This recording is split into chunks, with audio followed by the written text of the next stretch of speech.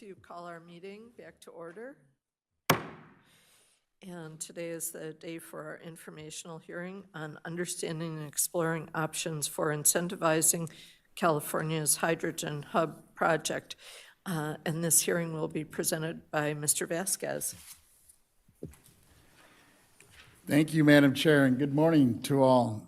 Let me just start with some opening remarks. I wanted to, first of all, thank the board for accepting the offer to do this hearing.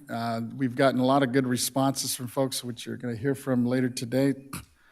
And I just wanted to open up with this informational hearing. I just wanted to thank our Governor Newsom and the legislature for securing the U.S. Department of Energy award of $1.2 billion to accelerate the development and deployment of clean, renewable hydrogen energy and hydrogen hubs in California. We are truly on the cutting edge of this emerging industry and the public utility arena, and it presents BoE and our county assessors with a huge opportunity to help meet the property tax challenges and discuss potential tax incentives that may need to be considered. We are privileged to have the Governor's Office of Business and Economic Development, GoBiz, and ARCHES, which is California's Alliance for Renewable Clean Hydrogen Energy Systems Partnership, and the California Energy Commission to discuss how the $1.2 billion will be implement clean hydrogen hubs and accelerate production, and how property tax incentives may help. We are honored to have several legislators who are working tirelessly in the hydrogen energy arena in the energy and climate change legislation to move this industry forward, including any ideas for tax incentives, as well as the Orange County assessor and several California ports, hydrogen energy producers, users, and other experts involved in the H2 hub development. And critically important to the community, organizations who represent an array of stakeholders and public. My goal is that our hearing will provide the board, assessors, and all involved with an understanding of the H2 hub development, technology, regulations, and requirements, so we can begin considering ways to help incentivize this fledgling industry, maybe through property tax exclusions, exemptions, or other tax planning efforts. This could perhaps be accomplished in a way similar to how the board and the legislature helped in the solar energy industry in 1973. Together, worked on legislation and eventually a ballot measure that granted a new construction exclusion for the active solar energy system. We are grateful for everyone who will be who will be speaking today, and ask that you would be mindful of the recommended time allotment for your presentation. We want to allow us time for questions and ensure we can hear from all of you, are scheduled as well as the public. Thank you for your understanding and cooperation. As we come up to our first speakers, one of the things I shared with several of them, and as you come up now, one of the key things is, as you're making your presentation, by all means, especially those of you that may have worked on the electric energy when it came up in the 70s, some of the stumbling blocks and the obstacles that maybe we created up here in Sacramento. Hopefully, I'm hoping with the team we have up here, of course, with the controllers' involvement as well, that we can streamline and figure out some of the mishaps that happened when they were rolling out the solar programs back in the 70s and learn from that. And any other suggestions you might have, those that are in the business and in the industry, to try to streamline this, to expedite it, and hopefully incentivize it so it moves very quick. With that, I move it back to the members in case they have any opening remarks. If not, we'll go ahead and start with our first speaker. And it sounds like our Deputy Controller has a few words. Thank you, Member Vasquez. I want to good morning to the board members, my colleagues, the executive director, and members of the public, and for all the participants that are here today as well. The era of energy reform is here, and the hydrogen economy is rising to be a leader in what the future of clean energy looks like. Now, hydrogen isn't a new concept but it hasn't been nurtured in the same way other energy technologies have been, like wind and solar.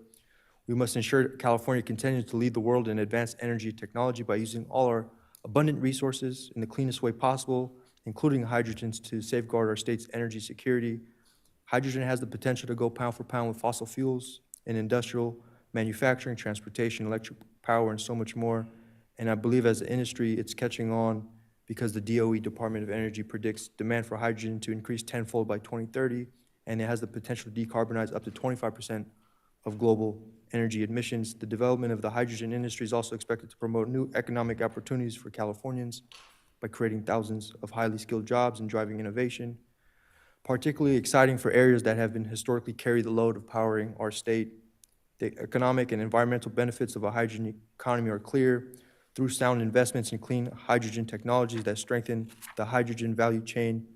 The hydrogen hub transformation will create jobs, foster innovation, and power the state forward to a net zero future. I'm very, very excited to be here and get this started. Thank you. Member Vasquez and Madam Chair, I yield back. Thank you.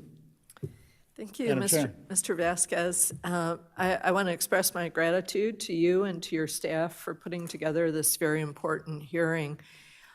This is really the challenge that is going to determine the work of our lives in decades going forward. And we are already seeing the very large and profound impacts of global climate damage in our lives in terms of extreme weather. California is ground zero for issues like sea level rise and bay level rise. And also the fires and other externalities that are coming from the use of fossil fuels. I'm very glad that we're taking this issue on and can do our part to help move the use of hydrogen forward and make sure that it is a seamless presence within California. And I'm especially excited that it's an energy technology that's coming forward that will not have environmental justice impacts on our communities within California. So thank you so much for putting this forward today. Thank you, Madam Chair. Vice Chair Gaines. Yeah, great, thank you. Really looking forward to what I'm going to learn today about hydrogen. When I served in the California State Senate, had an opportunity to drive a hydrogen fueled vehicle and was really impressed by actually how well it performed. And I think this is just one of many ways that we might be able to solve the challenges ahead in terms of energy and the ability to offer different options to the consumer and to the business community. And it's going to be interesting to also see what happens in other fronts. There seems to be a lot more talk about nuclear energy also and the effectiveness of a cleaner nuclear technology that seems to be on the cusp or is in the process of being expanded nationally. So it's an exciting future that we have and look forward to looking more deeply into hydrogen. So thank you. Thank you. Thank you all. And I see we have our first speaker here ready to go. So, Ms. Cicchetti, do you want to call our first speaker? Okay, let's get a couple of things going. I'm going to call some of the items here. Item 21 is the introduction. The purpose of the informational hearing is to gather technical and testimonial data from key leaders and experts on the critical issues and underpinning of the California Hydrogen Hubs project. The goal is to enable the board to, one, to understand the challenges of launching hydrogen as a reliable source of renewable energy statewide, and two, to identify the property tax implications and possible tax incentives based on the expertise and recommendations of the project leaders, legislators, proponents, stakeholders, and the public. Our first item is item 22. State agencies' perspective, the Arches project, challenges and recommendations. Input on the establishment of California's Hydrogen Hubs program through the Alliance for Renewable Clean Hydrogen Energy Systems, ARCHES. Its authority, funding, policies, members, process, progress, and challenges, and recommendations for the needed incentives for further development, opportunities including, but not limited to, progress on hydrogen production, distribution, and end users.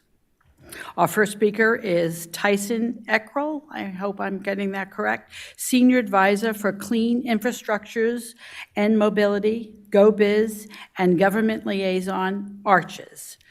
You have 45 minutes to make your presentation, which will include time for the board members to ask questions. All right. You may begin. Great. Well, thank you, and thanks for organizing this. I'm really excited to be here. It's an exciting time and well-timed. I think as we look forward, it's going to take all of us to make this market happen, right? There's a lot of investment that needs to come. There's obviously tax implications for all those investments, and just getting your minds thinking about that, how we might be able to make it easier to make those investments translate into actual projects on the ground that can deliver benefits is really great. And so, yeah, I'm Tyson Eckerly, so you're very close with GoBiz and ARCHES. And so what I wanted to do is kind of give an overview, maybe starting at square one about hydrogen, kind of why we're going after this, then give an overview about the hydrogen hub and where we're going. But the first thing, we'll see if it works. On the next slide, we actually have a video.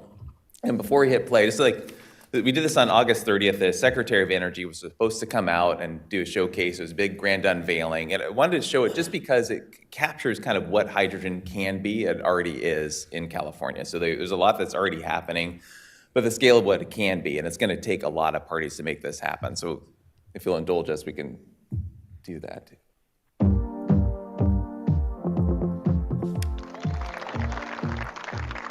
For all we've done in California and as a nation, when it comes to renewable hydrogen, we haven't had the large-scale funding or the cohesive planning that we've needed to meet the scale of the challenge. But because of the advocacy of so many of you here today, we're here to celebrate over $1 billion coming to establish the ARCHES Hydrogen Hub here and throughout the state of California. This is a very, very exciting day for ARCHES, for the large community of people that have come together to make this day reality. Clean, renewable hydrogen has the potential to really be the foundation of our decarbonization efforts. And hydrogen will allow us to take that renewable energy, literally make sunshine in a bottle, and have a carbon-free fuel that can decarbonize all other technologies and all other industries.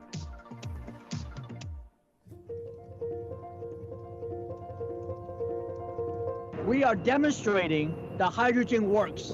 We've been talking about hydrogen for a long time, but today you're seeing it work on a boat. We're working it on the hydrogen trucks, and we're working on the buses.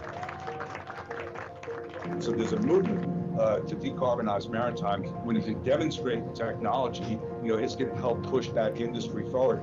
An industry we'd like to push right here in San Francisco Bay. So there's a water fountain. It actually harvests water from the fuel cell.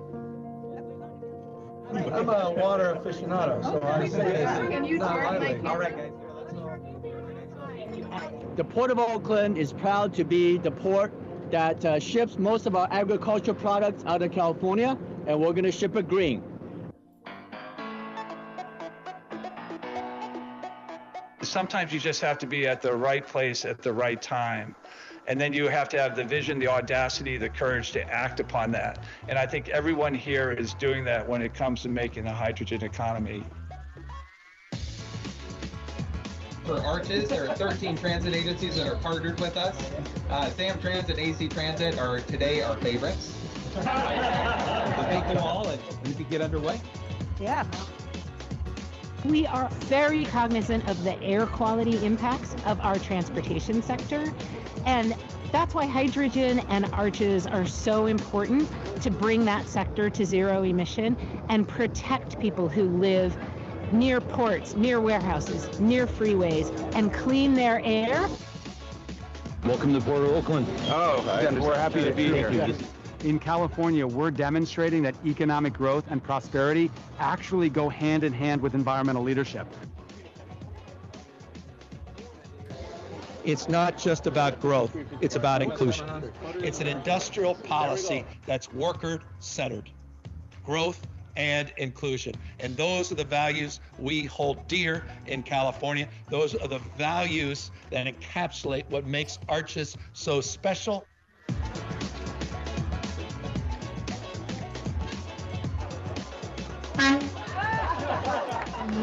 Hydrogen's here. Play or nay? Hydrogen is here.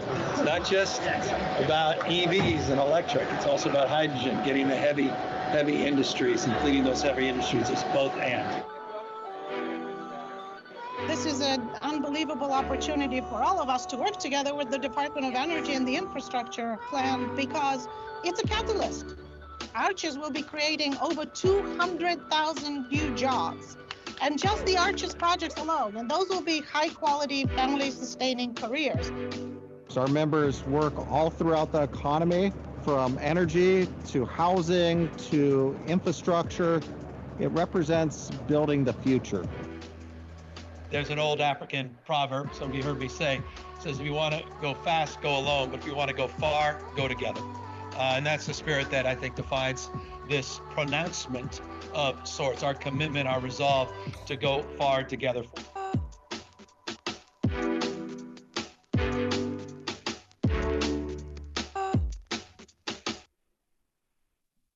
Thanks for indulging me. So hopefully that kind of gives a picture, right? So you saw fuel cell trucks, buses, the ferries, and all that infrastructure that needs to go to enable it. So that there's an aerial of the station, and when you add a station, that adds value to the property, that adds expense to the projects, all that type of stuff. So as we go through, just kind of, why hydrogen? And this graphic here is a graphic from DOE, and it's kind of a Swiss Army knife of energy. And what we're thinking about when we're talking about hydrogen, it's really an energy carrier, and we're using it to get electrons to where we need it to go in a lot of ways. But also, enables carbon-free transportation, power generation, agriculture, industrial process. It also can store energy for long periods of time. It helps us increase the renewable penetration.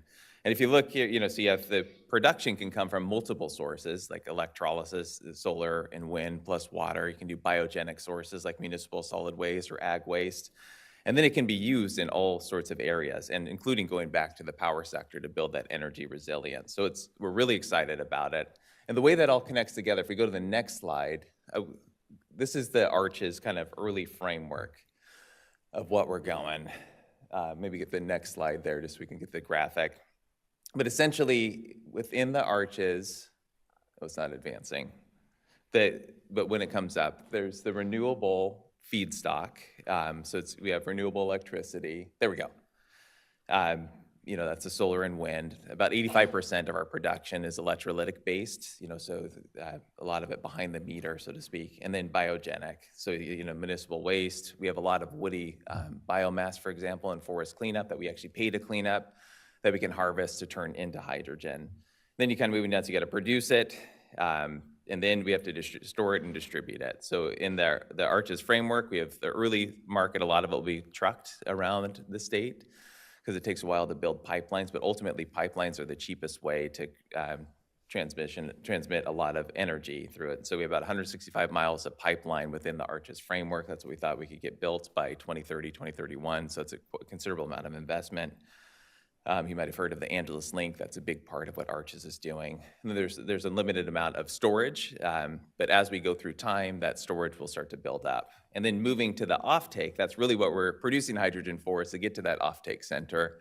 So the power generation is an early offtaker, and so you can run it. Power can be run in a fuel cell, and like in the video, if you take hydrogen and run it through a fuel cell, it essentially creates an electrical circuit. Strips the electron off the hydrogen and then recombines with oxygen, and the only thing that comes out is water. And so it's a pretty neat. It almost feels like the future, and like we love taking the cars to the schools, and you can actually capture the water out of the tailpipe and drink it, and the kids go crazy. But I don't recommend doing it normally because there's a lot of road dust and all that type of stuff. Then we also can run it through a turbine, and that is actually, so like the Lodi Energy Center or Scattergood, for example, the hydrogen can replace natural gas. So natural gas still has a strong role to play in our energy system. We need to decarbonize that and get to 100% renewable clean hydrogen to keep some baseload power and balance out the intermittency. That's a combustion process. We don't have anything, the fuel cells haven't been able to scale to the scale that we need in combustion. And so there are some emissions associated with that, but you get rid of all the criteria pollution except for NOx. And then that NOx level is at or below the natural gas.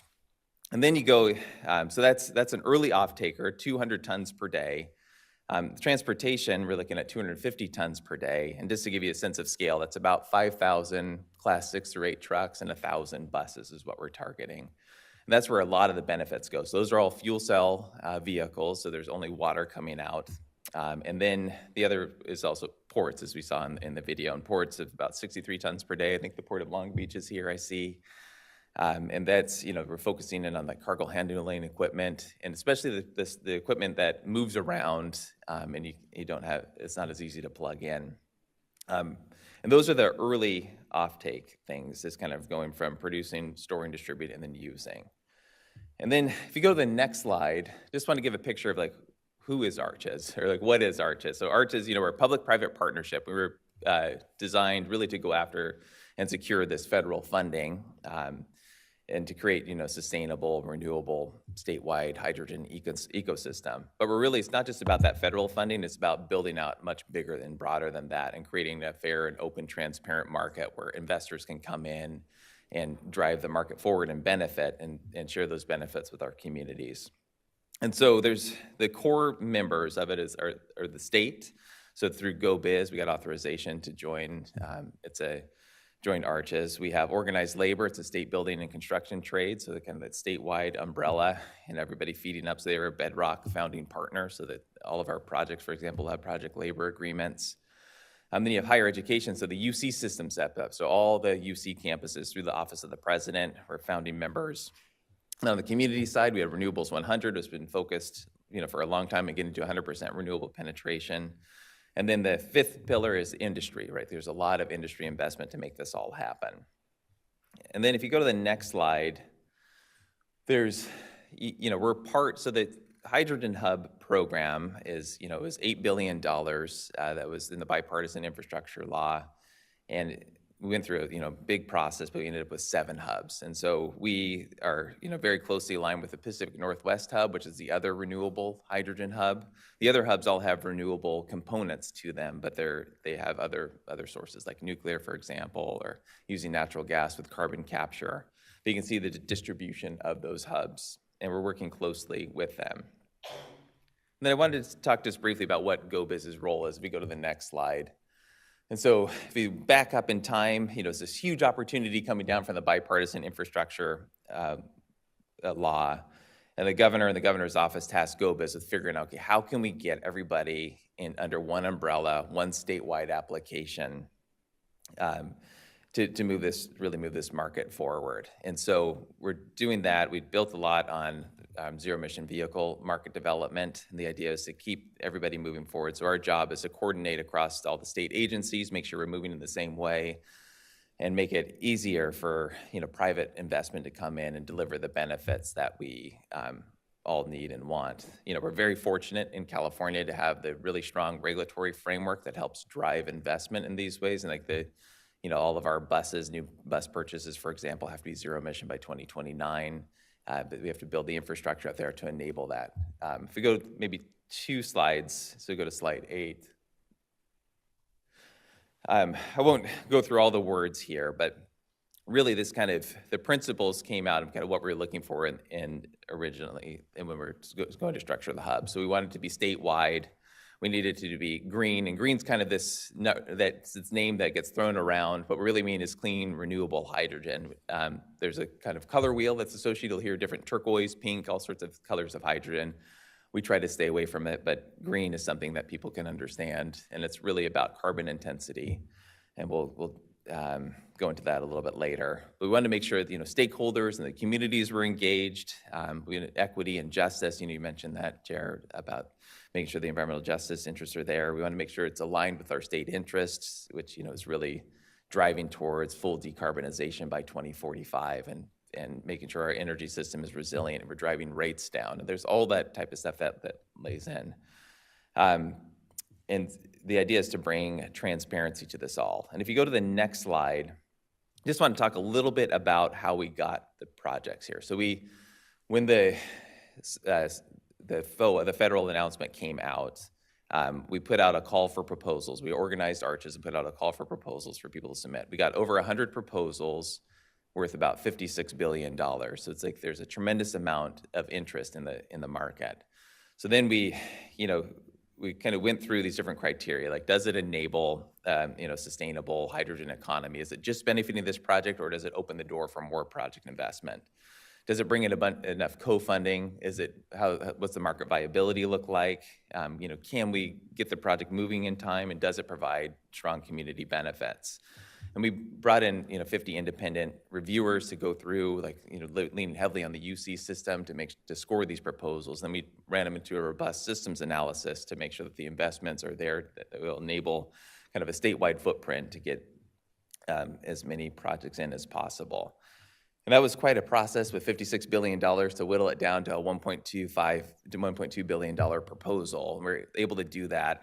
And what we saw is that if projects are able to be part of a system, they're willing to take less federal money to be part of that system. And so it's really about balancing that supply and demand. I mean, the hydrogen is really a scale problem. If you get to scale, the costs look really good, but getting to that scale and getting over those multiple valleys of death is the biggest challenge. And so everything we can do to kind of cut down that cost is really helpful.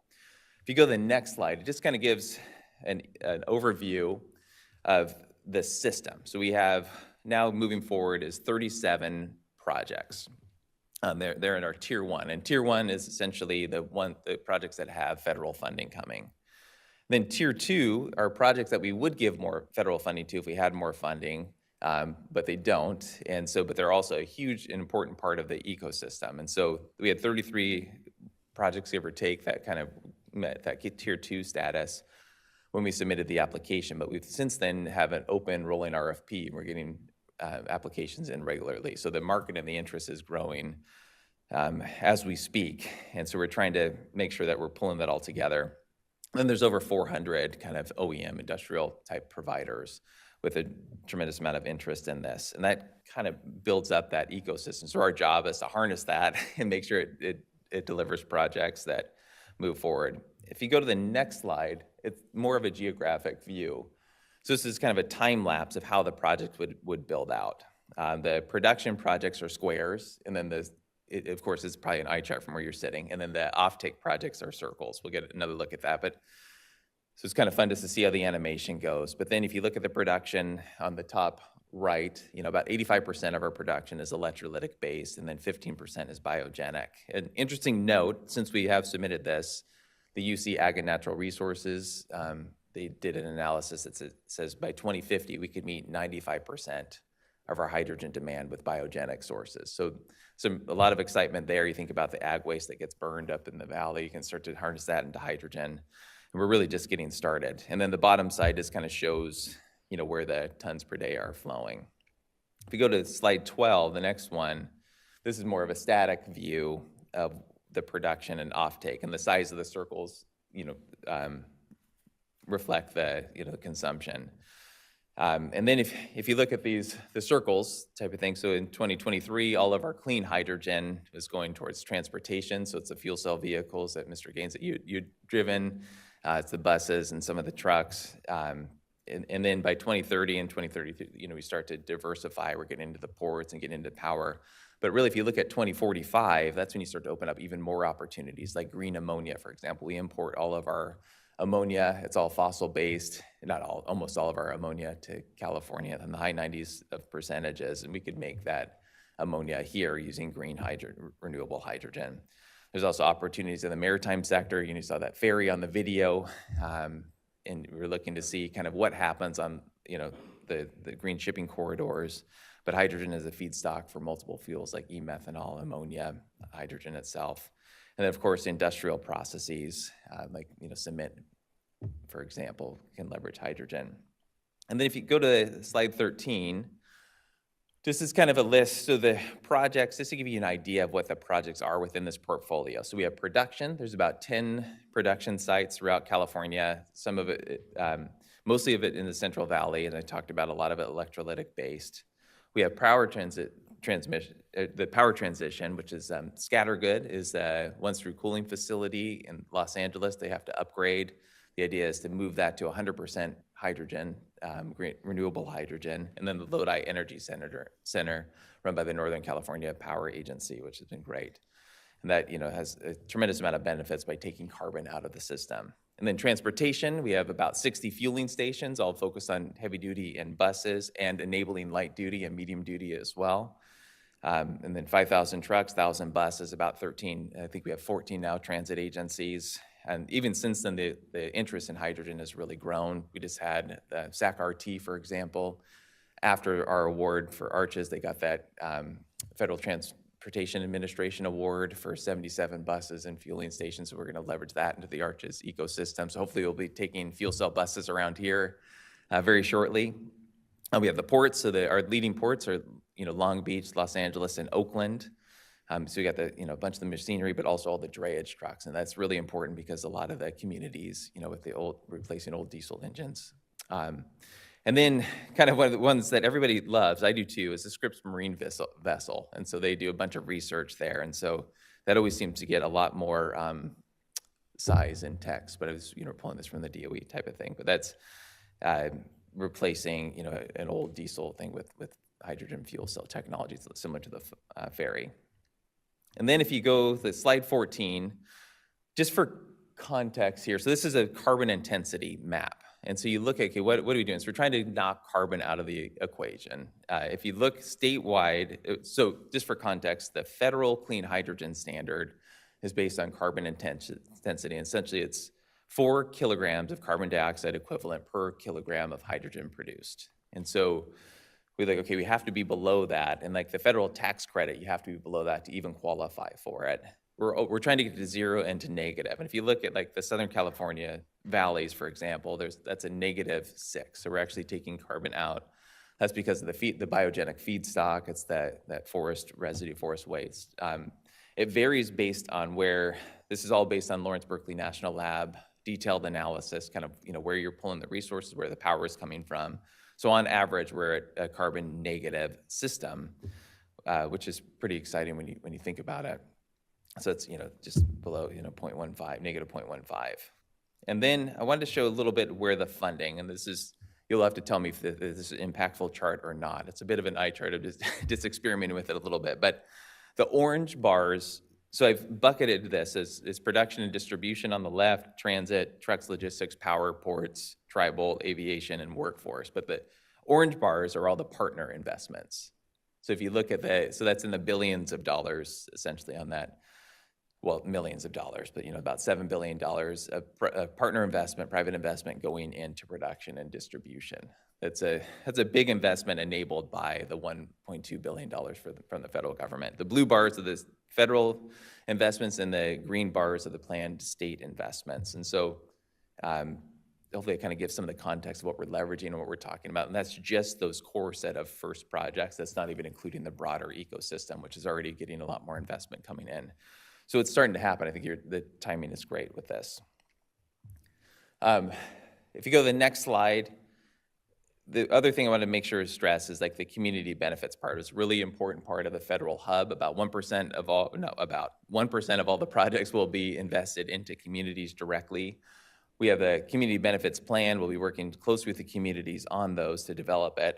The communities will be able to direct the investments, that 1%. For whatever the community needs. The other important part is the workforce development. And I had mentioned earlier about our project labor agreements. They will all have provisions for local hire. We want to make sure we're reaching the communities that need the jobs the most. We're partnered with various like helmets to hard hats, anti-recidivism, all sorts of stuff to bring people into the workforce, and making sure we're working closely with like the Workforce Development Board to align all of our programs and policies to make sure that we aren't over-promising, but we're actually connecting the training to where the jobs will be. And then the community engagement, if you go to the next slide, just I'm not going to go into all these details, but the green is kind of the Arches hub level engagement, and the orange is the project level, and all the purple bubbles are where stakeholders can feed into this process. I think one of the big things we need help with from everybody is just getting people exposed and understanding what hydrogen is and isn't, and what the benefits are, what the risks are, and so they all go in eyes wide open, and we make sure that everybody feels comfortable with it. Like, the hydrogen's been operating for decades safely. There's robust safety codes and standards. And as long as those are in place, everybody is safe. But it's a new thing, and anything that's new, it gets new scrutiny. And so we're creating lots of opportunities for that education. You all become part of that as well.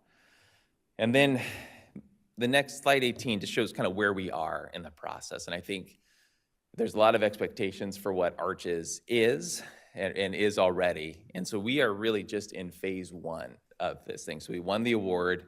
We negotiated. It's supposed to take 3 months. It took 9. It just all takes a little bit longer than you would hope.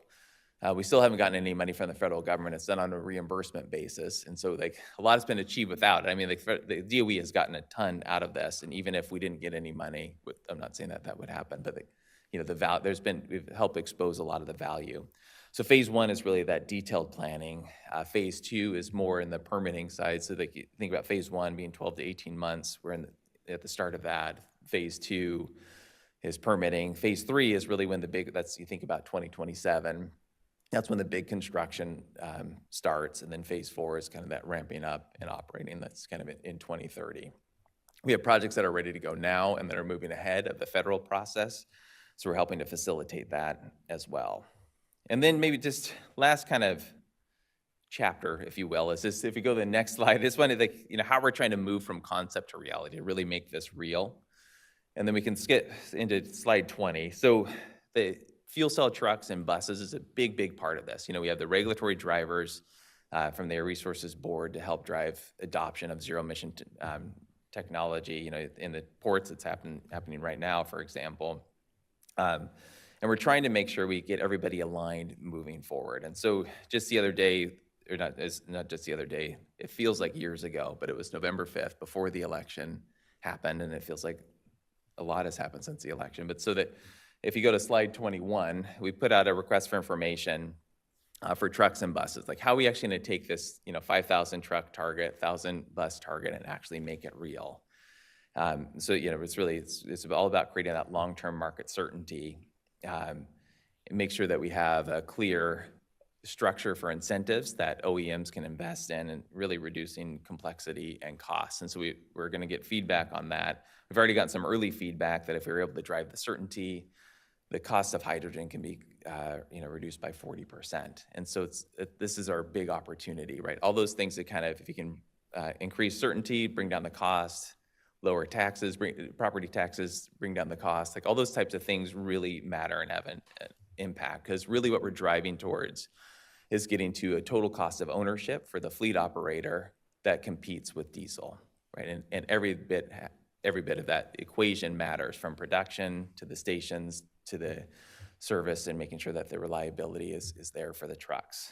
So essentially, just in broad strokes, we're trying to align OEMs, the automakers, fleets, stations, and the hydrogen supply all in one thing. So everybody who's making an investment will make sure to be able to get that investment back.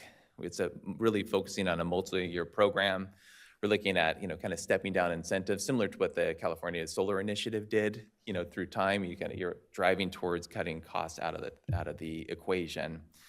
If ideas like if the OEM and fleets come together and secure vouchers for 2,000 trucks, for example, after 150 trucks, maybe the incentive starts to ratchet down. We have to figure out what those numbers are.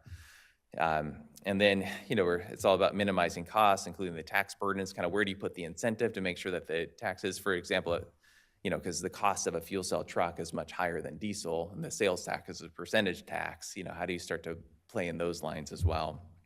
And then slide 23, my graphics department got a little tired, and that's me. But if you go to the next one there, I just wanted to kind of give a little bit of context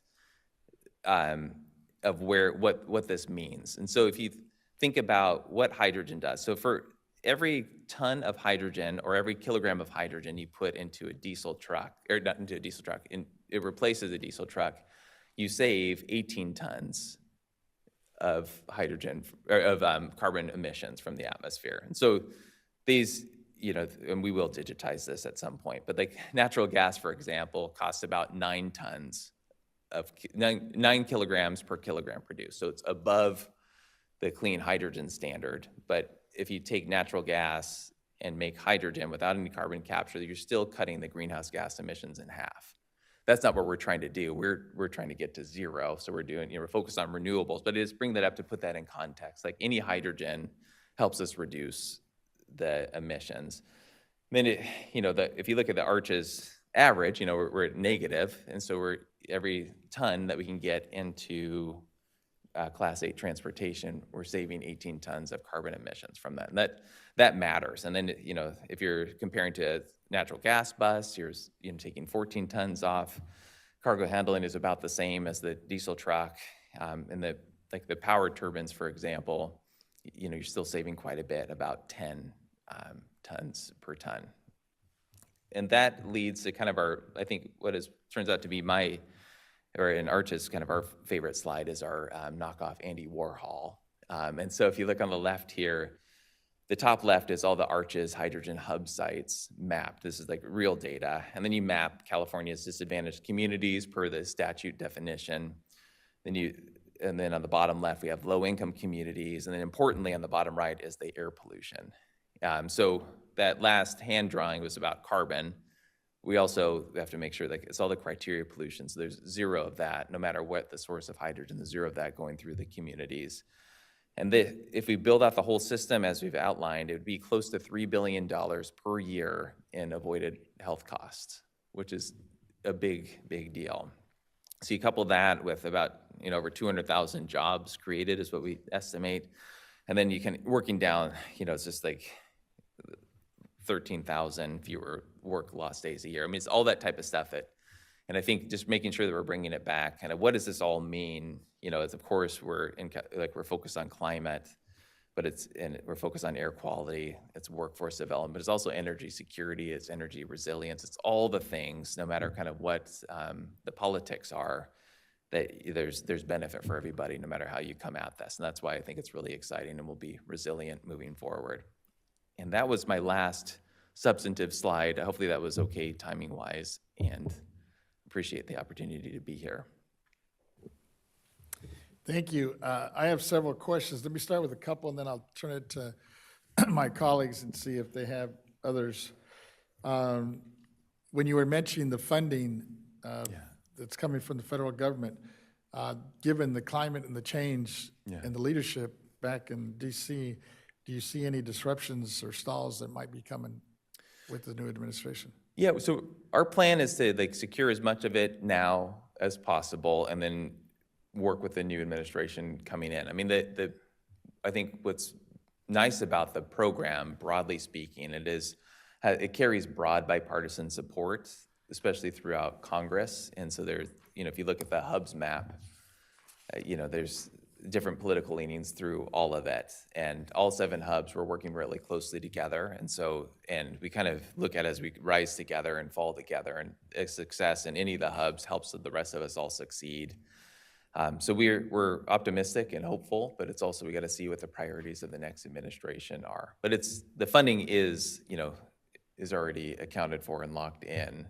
It's just a matter of making sure that we keep moving forward through all the stage gates to get access to it. And then California, we know it's probably one of the strictest in terms of when you're looking at new development or built-outs, basically. What are some of the hurdles you think are going to be before you, especially on the tax side, that maybe we could assist, hopefully?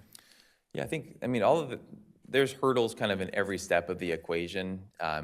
On the tax side, anything we can do to help relieve, especially in the early market. I think all the companies, everybody wants to pay the fair share of taxes. That's not the issue. It's just in the early part, just using a diesel truck. And hopefully the other companies can answer this with more eloquence in terms of their impact to their bottom line. But the tax burden on a diesel truck is far less than what the zero emission truck is, just based on the cost, right? So that's one thing. And then when we how that property value gets assessed, like when you're adding a hydrogen station in, what does that look like in terms of things? So we've had those types of issues come up. I think a lot of it is making sure that we have fully educated the communities and they're bought in, and a lot of this will all happen through the NEPA and CEQA processes, going forward.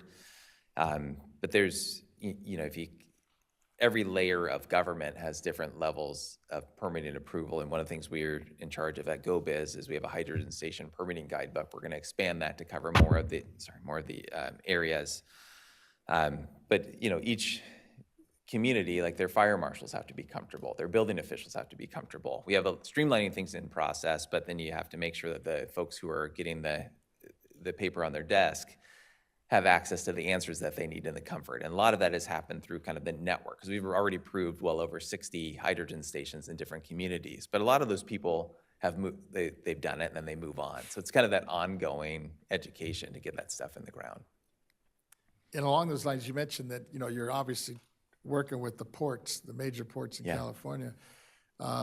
Moving forward, I mean, I'm sure, what are some of the challenges you might see, especially as you're adding a hydrogen hub, for example, in some of these ports?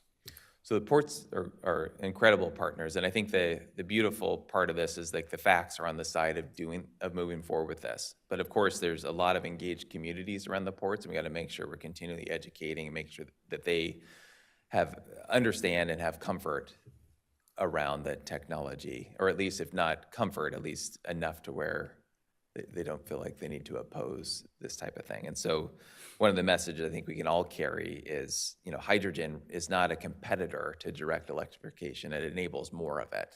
If there's an opportunity and there's already power coming to a site, you should plug things in as much as possible. And for places that there isn't power, that's where hydrogen really fits in, and maybe even places where there are, but they benefit each other and help increase that penetration. And really what we're after, especially in the frontline, fence line communities, is better air quality. Like in Long Beach, people should not have to sleep with their windows closed, and an air purifier on along the 710 corridor. And if we can get more and more zero emission trucks on the road there, that really helps. And then especially if you couple that with jobs. No, I know that's key, because you mentioned Long Beach, and I know these poor folks are right alongside with these big diesel trucks. Yeah. And I think, Member Gaines had mentioned it to me, and I remember when I had an opportunity to drive one of these things, the only thing they're emitting is vapor, a little bit of water, which is kind of interesting, as opposed to the pollutants that they're getting at the ports, right? Let me turn it over to the members, starting with our chair, Ms. Lieber, if they have any questions or comments. I'm just wondering, what's your strategy as far as reaching out to the legislature? So we have good relationships within the legislature. Of course, there's a lot of new legislators coming in, so we have to continue to do that. There's multiple groups so what we're strive to do is maintain communication and, kind of that strategic alignment with all the different groups who are interested in hydrogen. Like you'll hear, I think, from the California Hydrogen Coalition, the Hydrogen Business Coalition, there's Green Hydrogen Coalition, there's all the CAPA and the ports, and all singing from the same song sheet and kind of making sure we're getting that message out there. We also, have government affairs help for ARCHES to make sure, like on the federal level, on the state level, that we're engaged in keeping people informed. But it's an ongoing thing. And part of it, even that video, just sharing that around, is making sure people can kind of conceptualize what this is and what it can be. Mm-hmm. Okay, super. Thank you.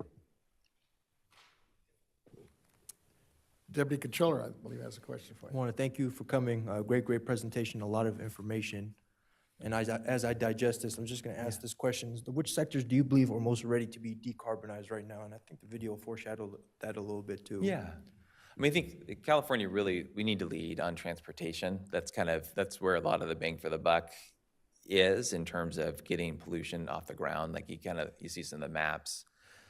If you think about even stationary sources of pollution, the freeways that carry a lot of the goods that serve a lot of the country are effectively stationary sources. And so there's a tremendous amount of interest in, like manufacturers are bringing the trucks. It's the infrastructure that really we need to catch up on, And so I think transportation is a big part. And then, of course, Well, part of the strategy too, just to, be clear, so like on the power sector, for example, when they convert their turbines over to be able to run on 100% hydrogen, they can be an early strategic off-taker that you can finance against, because they will pay for that hydrogen. And then you can leverage that to add the transportation, which is a little bit more like herding cats. So you have the big kind of golden lab that does whatever you want it to do. That's the power sector. And then on the transportation sector, you have a little bit more herding cats. And that part of our truck and bus strategy is to consolidate that and to make that behave a little bit more like I don't know why I'm going down the animal analogy, but we're going to roll with that. So to make that a little bit more like the labs. But one of the beauties of this is on the power sector, it can run on 100% hydrogen, but it can also run on blends with natural gas. And if we have a disruption in hydrogen supply, which has happened in the light duty sector in particular, we've suffered from it, you can divert that hydrogen into transportation to make sure that those areas that don't have a fuel switching option can continue to go forward. And then you can run the power plant on natural gas for a limited time if you have to. So it's those types of things that we're doing. And then, of course, the ports are early movers too. So that's kind of why we did those three. Absolutely, absolutely. My next and last question has to do with environmental impact. Yeah. And just the challenges that are around the potential environmental impact, especially to communities that have already been burdened by economic injustice. Yeah. And how are you addressing that? For example, we hear a lot about hydrogen leaks, the potential for hydrogen leaks and the impacts that can have in a community as you're putting it through a pipeline, for example. Yeah. So I think the community part, a lot of it's education, right? And so there's 30 miles of pipeline that has been operating safely in the LA Long Beach area for decades. Leakage is something we all pay attention to and worry about. I mean, molecules leaked is money lost. And so there's a lot to, the economic incentive is to not have the leaks happen.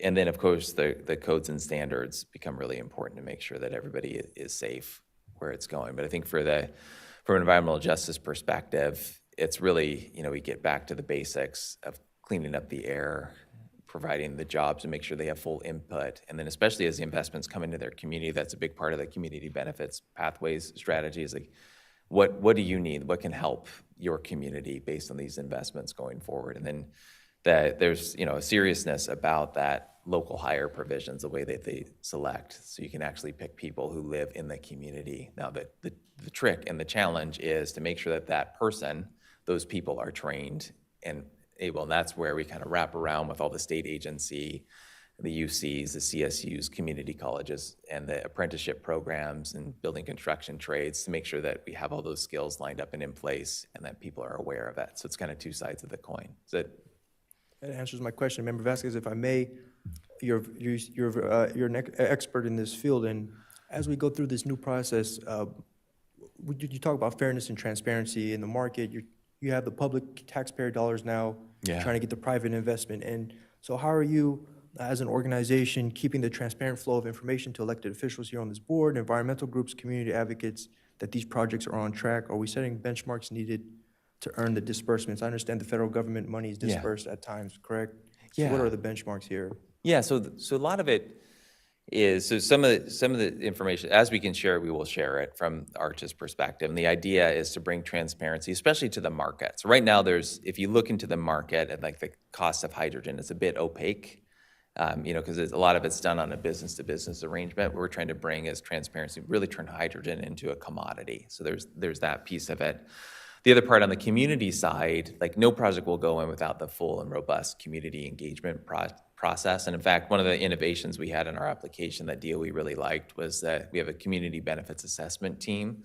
So the idea is to have independent assessors. So we'd work together with the community to make sure the indicators that they're most interested in are clear and transparent. And then that independent community benefits assessment team makes sure that those projects are delivering on those things too. So it's like a lot of it's just transparency, like making sure that people are comfortable with what's happening. You can go and actually see it, like, on a real live website, so we have a lot of work to do to build that out. Absolutely. Thank you so much, and good luck Thank you. as you go on this journey.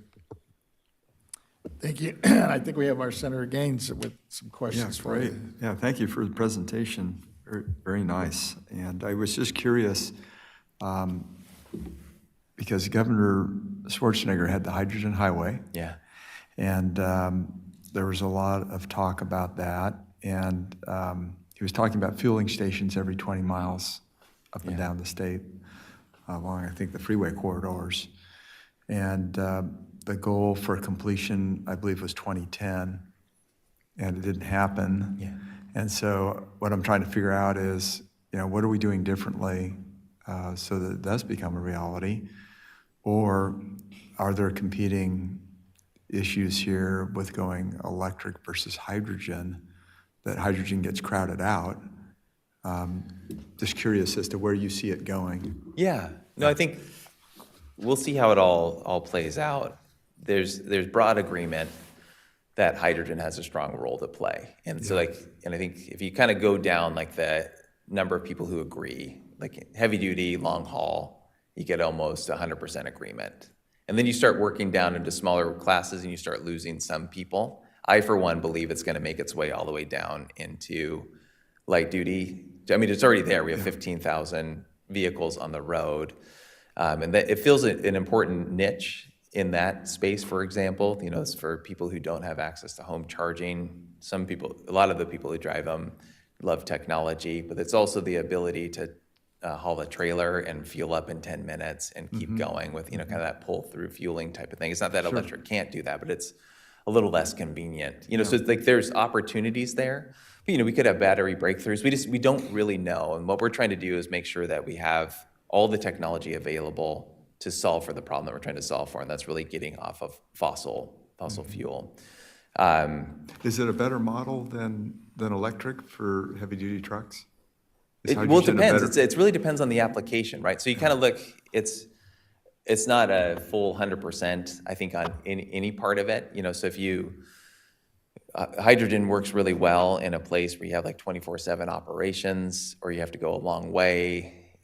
Electric works really well if you have a return to base and you can charge it on a slow rate, and then operate it for 8 or 10 or 12 hours, during the day. Like, especially if you can charge slow, because then the cost of your fuel is relatively low. It's like when you have to do fast charging, it becomes really, really expensive and it taxes the grid. And so it's optimizing for those things. So it's kind of like right-sizing the technology for the use that you're going to use it for. And then our job, as I say, is try to enable, make sure that the people who are actually doing the work and doing the jobs have access to that technology in a way that's affordable and can beat diesel. So I think it's not either or, it's both and then it's like, how do we go? There's a tremendous amount of nuance, Does that make sense? How about the production of hydrogen? Because you can use dirty means to produce the hydrogen, right? Yeah. So how do you produce the hydrogen clean, and then how do you make that affordable? Yeah, so it's really, and you kind of asked about what we're doing different. It's really about scale. Like at scale, you start to drive cost out. So the number I didn't show on that carbon intensity is what we modeled is the hydrogen would be about the cost of diesel. And you have a little bit of headroom, right? Because hydrogen's fuel cell's more efficient. Okay.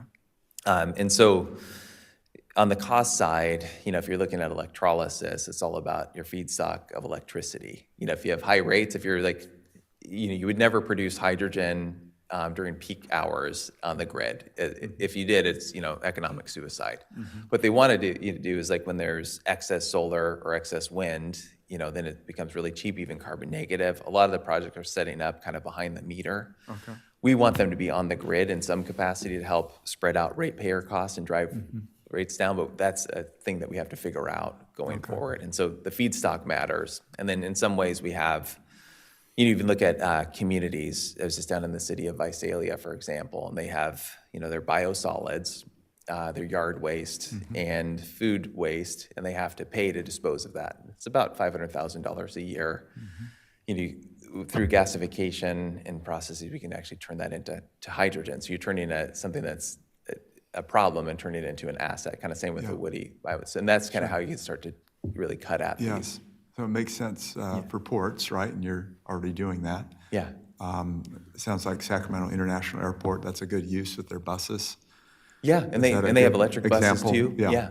And that might be, because their routes are relatively short, and they're, 12 hours or 14, so Right. that's a great, probably battery electric bus application. You're seeing a lot of the transit authorities are going, even when we started, I think we had about 12 or 15 that were really serious about fuel cells. Now we have like 45 that are really serious about fuel cells because they have a lot of flexibility on their routes, and they're performing really well.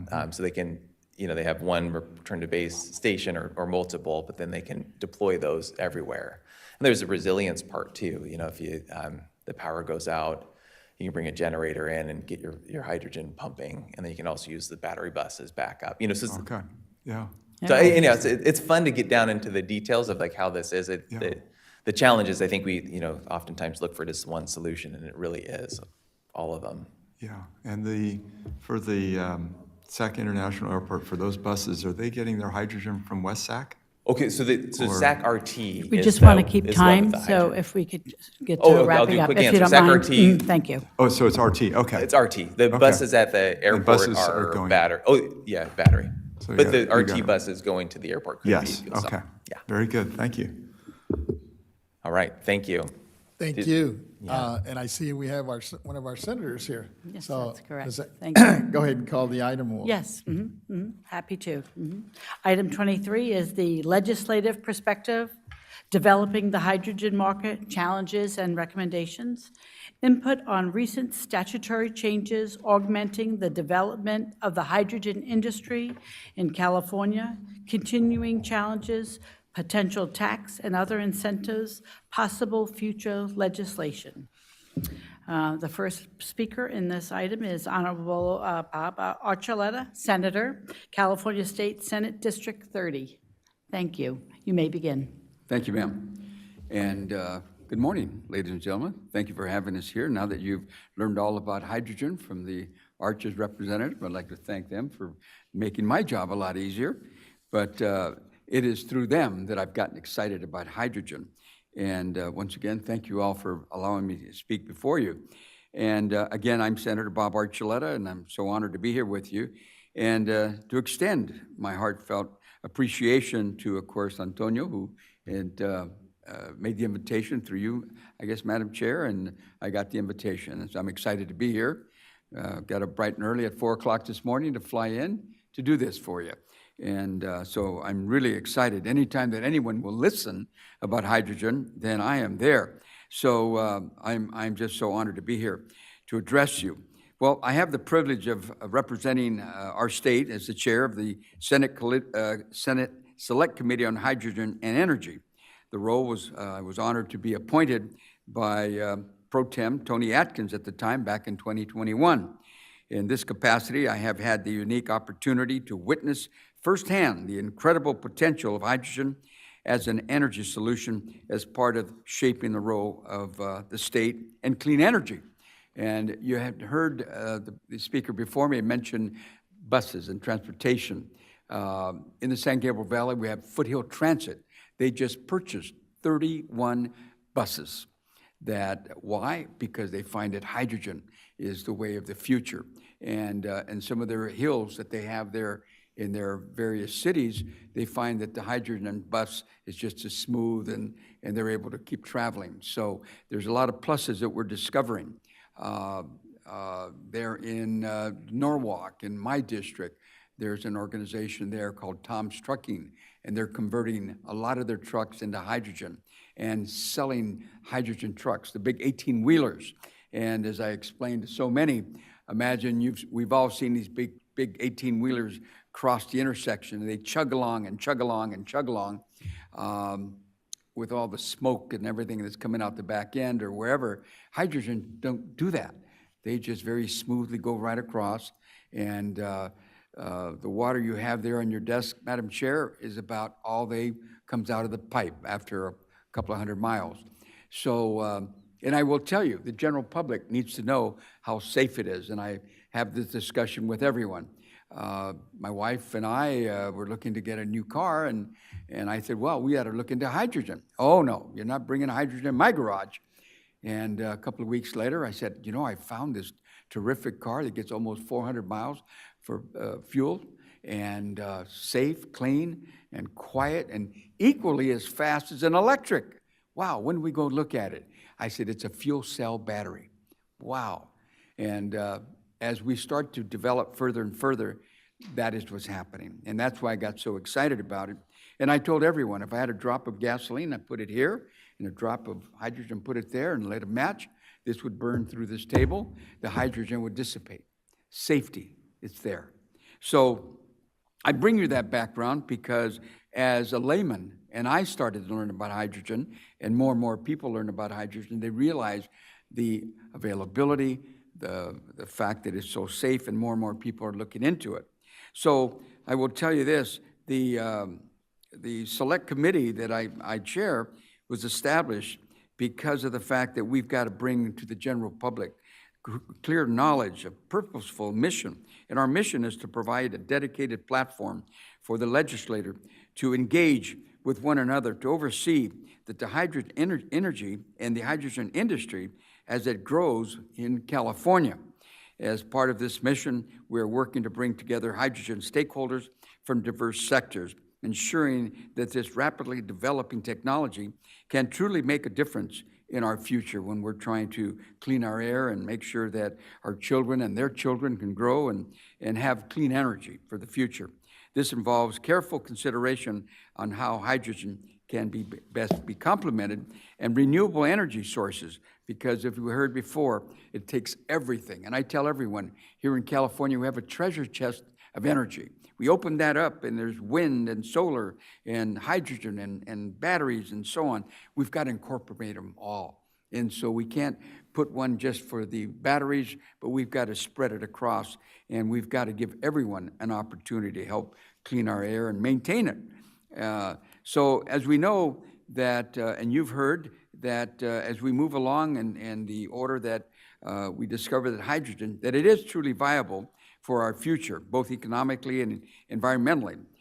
We've built bridges between stakeholders here in California to attract investments, and this is where you all come in, we'll talk about that, but investments in business and innovators nationwide, not just here in California.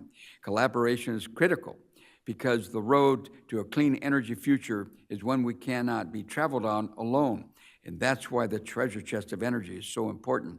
Every stakeholder, from small startups to large corporations, bringing together this vital table. And together, we can unlock the future or potential for hydrogen in our state of California. And we are the leaders, no doubt. And they say, so goes California, so goes the nation. Bringing this generation of students is extremely necessary for the future of hydrogen energy. I've met with Cerritos College, and that college has gotten together with labor organizations, and they're expanding their career technical education sources and bringing in hydrogen and the experts along with labor, working together so they can develop and look into hydrogen. It's a well-paying career in the industry, but where do we learn about it? In our local colleges. So it's a pilot program at Cerritos College. I met with the president, labor, everybody. They're going to open up the wing, and they're going to teach, train, and guide students on these jobs that are going to be there for the future. So workforce development is part of this future. And so now let's talk about the incredible momentum we're seeing with ARCHES. You heard what's going on with them. And ARCHES is it's the Alliance of Renewable Clean Hydrogen Energy System. We all know it as ARCHES. Already, we've known that by laying this foundation that they've given us, we can and we shall work together with all aspects to work with hydrogen, with ARCHES, and the future here in California. So let's talk about $1.2 billion. $1.2 billion. So we put together documents and we send them to the federal government, shaking their trees and saying California should be one of the recipients of the $1.2 billion for hydrogen in the future. So we're in line with those advancements. The federal government has recognized the importance of hydrogen and the process that is taking place, and they are about to award $1.2 billion California. And California has been selected, so the process is there. The development of hydrogen will happen, not only to accelerate our efforts, but also it underscores a critical role hydrogen will play in the helping California achieve its clean energy goals. With this funding, we can implement projects that will make a real, tangible difference, supporting the technologies that drive us closer to a sustainable future.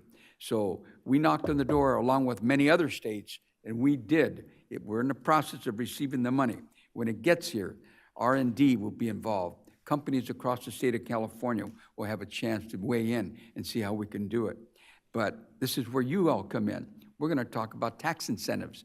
We've got to give these the industry tax incentives to open up the doors. So if you were thinking about opening up a business pertaining to hydrogen, tax incentives are so important. The R&D, who's doing it? Schools, colleges, we're all working in that future. And I've been to so many locations and things that they're just starting to go with hydrogen. And I'm committed to doing everything I can do to support Arches and their stakeholders to maximize these federal investments through robust legislation, supportive policies. As we look forward, we are not only laying the groundwork by setting the stage for hydrogen to becoming an integral part of California's clean energy, but we're looking at the economy in the future and tax incentives. And that's why each and every one of you, because we're all laymen. The experts just spoke. But we know that the scientists who've discovered it and the manufacturing, the production, the transportation and use and the delivery, it's just opening those doors. So we've got to continue. But without tax incentives, it's not going to happen. And that's why I'm here to talk to all of you. And so it'll be essential by ensuring that these tax incentives are there, that we continue the sustainable, scalable impact on the long term, because it's not going to be done overnight. It's going to take years. But if we start and continue, we'll do it. So hydrogen is vital to our future, no doubt. So I urge the board and each and one of you to take a good look and to prepare and help me to prepare legislation for the future. Because the number of bills that I've introduced, one gets accepted, the other one doesn't, another one does, another one doesn't. So we're moving along. And I think the governor is realizing that hydrogen has got to be part of our future. So as we prepare to legislation, open and continue these doors and open the doors, a tax incentive and other financial incentives are needed to support this industry and California's clean energy. So while Arches has provided us with an excellent beginning, we know that there's still much more to be done. The initiative is the foundation, the tax incentives, the foundation. And we have a long journey, as I mentioned, to go ahead. But sustainable hydrogen economy in California can happen. We cannot afford to rest on our laurels. Rather, we must keep pushing forward and finding new ways to overcome challenges that create opportunities for the hydrogen industry. And one of the biggest steps we can take is to create a financial incentives. We need financial, tax incentives together, private investments, along with our state of California, and GoBiz. Everyone has got to jump in. A strong hydrogen economy won't just appear overnight. As I mentioned, we must need the support of the industry, fostering the environment and knowledge and skill and education that it will thrive. And again, I'll say it again, time and time again, with these tax incentives, people will invest. They'll come into California. They'll stay in California. They'll develop their technologies in California.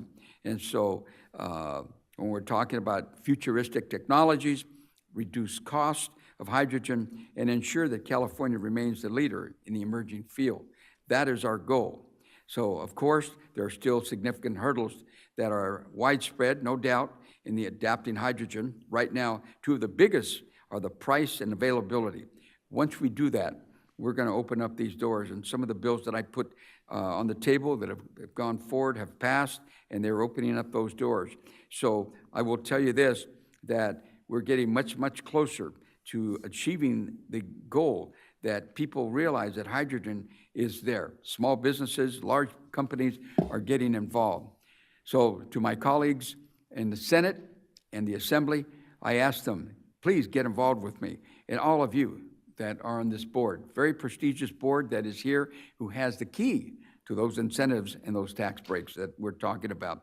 And I want you to know that my doors are always open to work with you. So in turn, I can get some of the legislative knowledge that you may have that will open your door. And the tax incentives they're needed. So whether we have people come out and bring in the public sector, the private sector, it's got to be a joint venture here in California. So since the beginning of this journey, I've introduced over 10 bills, as I had mentioned, that directly support hydrogen industry. And can I assure you that I'm just getting started. Each and every session, there will be bills upon bills on the table. And not just by me, but some of my colleagues that realize that in their own districts that it is needed. And I know that across the state of California, when we establish that line of stations, imagine what we can do. When some of these trucks can now go 400 miles at a shot and without refueling. And talk about refueling, again, you heard, it only takes 10 minutes. It takes 5 or 6 minutes to fill up my car. Imagine to fill up a big 18-wheeler in 10 minutes and they get back on the road. So it is going to happen. So I am dedicated to pushing forward with legislation that's favorable for our environment and hydrogen development. We're advocating for policies and to knock down barriers, but create incentives and to achieve our goal. So in closing, ladies and gentlemen, I want to thank you once again. As I said, your board is very prestigious. It is recognized here in the state of California that can open doors and can provide the incentives we're talking about and bringing people together. So I want to thank you all once again for giving me this opportunity. And I will tell you that it will not only benefit California, but it will also open doors across this nation because sustainable future, it's here, it's now, and we will accomplish this together. And I thank you, Madam Chair, for allowing me the time. Thank you. Thank you, Senator. And thank you for waking up early this morning to come and join us. I know that's, coming from LA, I know what you're going through. Yes. But you touched on a couple things. Well, one, as the chair on the select committee, it sounds like you're definitely willing to work with us on some future legislation.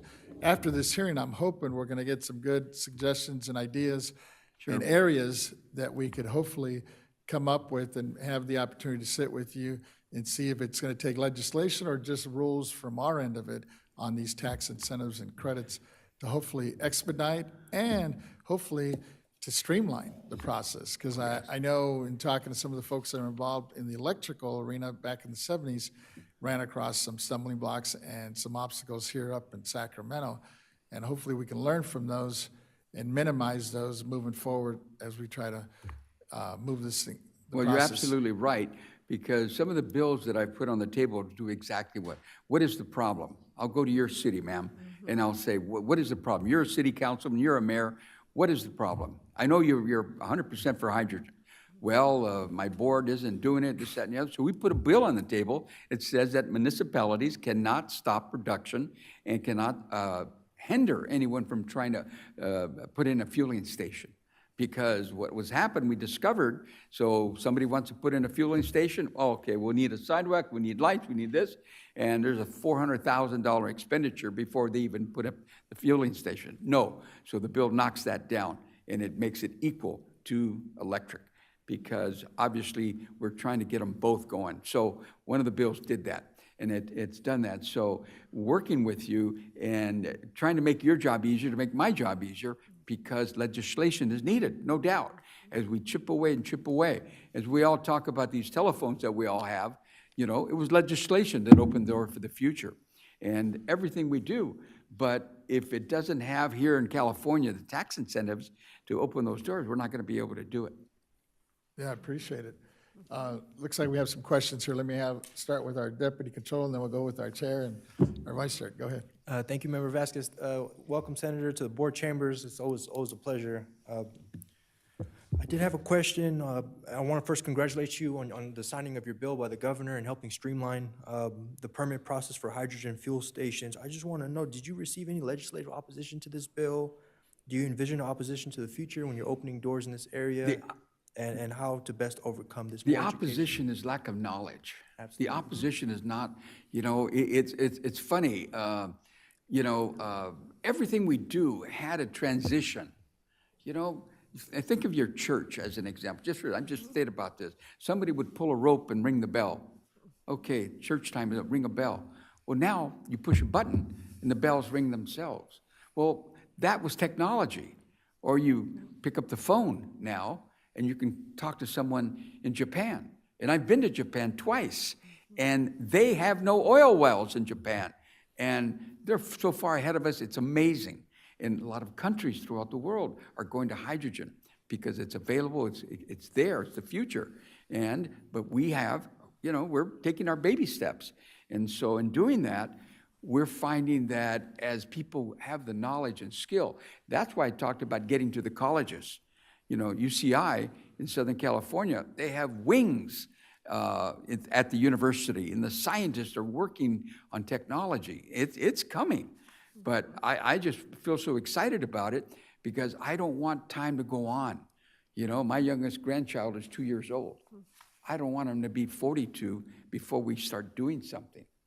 I want him to be ready in grammar school, that he can run and breathe. And you mentioned Los Angeles. There was a time when I was growing up in junior high school, they would shut down the school, and you couldn't go outside and play and run because of the hydrogen, because of the smog alerts. Smog. Yeah, The smog that we have. Well, now you run all over just about everywhere in the state because of the things we're doing. We have to sustain that. Absolutely, Senator. Thank you, and always a pleasure. Welcome back here anytime. Thank you. Madam Chair, I believe has some Thank questions. you. Well, I very much appreciate you coming here today, and I'm really heartened to hear about the Select Committee. And I think oftentimes that's the vehicle that's needed to give multiple legislators table stakes and to kind of spread out the movement. And I think also a strategy for doing that can be to have some demonstration projects. Yes. Throughout the state, so that when it's a new technology, that it's kind of introduced in a way that gets it out there piece by piece. On that note, Madam Chair, I'm going to challenge your board because you need to come out to Foothill Transit there in Southern California and make it a field trip. Come out there. You can see these beautiful buses and the response that the drivers have of driving these vehicles and the general public when they get in them, and the success and the millions upon millions of dollars that they're spending in that direction. Obviously, that must mean something. But we also need the technology and the skill, the labor force to work on these buses, right? And it's amazing. One of my staff members just bought himself a brand new fuel cell battery car. And I get in that car with him, and I said, hey, slow down. It's like an electric car, boom, the takeoff. And so he had to pinpoint certain places where he can go fill up. And he said, one day I hope that I can just jump in the car with the family and drive to Vegas or drive to Sacramento or drive to Bakersfield, whatever, without having to worry about where I'm going to go. That's the fuel cell battery stations, the fueling station. But we're doing that with electric as well. And I tell everyone, not everyone in your district or my district is going to be able to afford the electric vehicle, but they have an alternative with fuel cell batteries because they're not as expensive, and they give the incentives. So that's our future. Fantastic, and I hope that we'll stay in close touch with you and any related legislation that we can help with in any way. So I'm going to set up that Please trip, do. Madam Chair. May I? Absolutely, Okay. absolutely, I'm there. You're witness. We're going to do that. I will good. get a hold of Foothill Transit, and I will be there with you, and I will be your personal guide, and you can see what the Excellent. future looks like. And then we'll take a ride over to Tom's Trucking there in Norwalk, and you can see the number of trucks and vehicles that are being taken care of. And before I leave, I would just want to tell you, Long Beach, our ports, and so on, you know, the big cranes that they're using to move everything, they're now being converted to hydrogen. They're actually pulling out all the diesel and things, and they're converting them to hydrogen. So buses and trains and cars, and it's there. Yeah, So again, absolutely. I thank you. So much. We're going to take you up on that. Okay. Thank you. I think you have another question. Sure. from Yes, Senator. Senator Archuleta, thank you so much for making the commitment. Yes. Getting up at 4 a.m. That's very impressive. And I'll do it again. So I appreciate that. And I just had a question personally, because you have a hydrogen car. Do I? I am still waiting to find the other stations because I'm in a Yes. different location. Yes. So it doesn't make sense. But as soon as I'm thinking they're looking, a couple of people are looking at them, and they're dealing with the City of Industry. And the City of Industry is very close to me. And we went out there with the potential builder of the station, and he's looking at building a bay of 14 spots where trucks can come in and cars, and that's just a couple of miles from me, not too far. So they're laying the groundwork, they're going through city council, getting the permits. As soon as that happens, I'm on board. Oh, that's great. And is there, one of the concerns that we've heard about hydrogen is venting, right? Doesn't it need space in order to vent? And I'm just curious as to, if you've got a car, do you have to do anything special to your garage in order to provide that venting? I've not heard that, to be quite honest with you. Oh, okay. I've only heard safety across the board, Okay. and my own member of my team in my district office, he parks his inside his garage and he doesn't have a problem. Maybe they've So- resolved it. I'm sorry? Maybe they've resolved that issue. Yeah. No, he's very happy with it. So Yes. safety first. Everywhere I go, that's number one. And I Great. think we're going to be okay with that. Well, we appreciate you being here and willing to work with us. Well, We thank you. Look forward to working with you. Thank you. Okay, and we'll see you in the San Gabriel Valley in the future. Absolutely. All right, thank you. Thank you for coming out. And I see your colleague, another senator, my senator, up on the screen, ready and queuing up. But Yes. let me have Ms. Cicchetti, go ahead. Sure. Our next speaker for this item is Honorable Ben Allen, Senator, California State Senate District 24.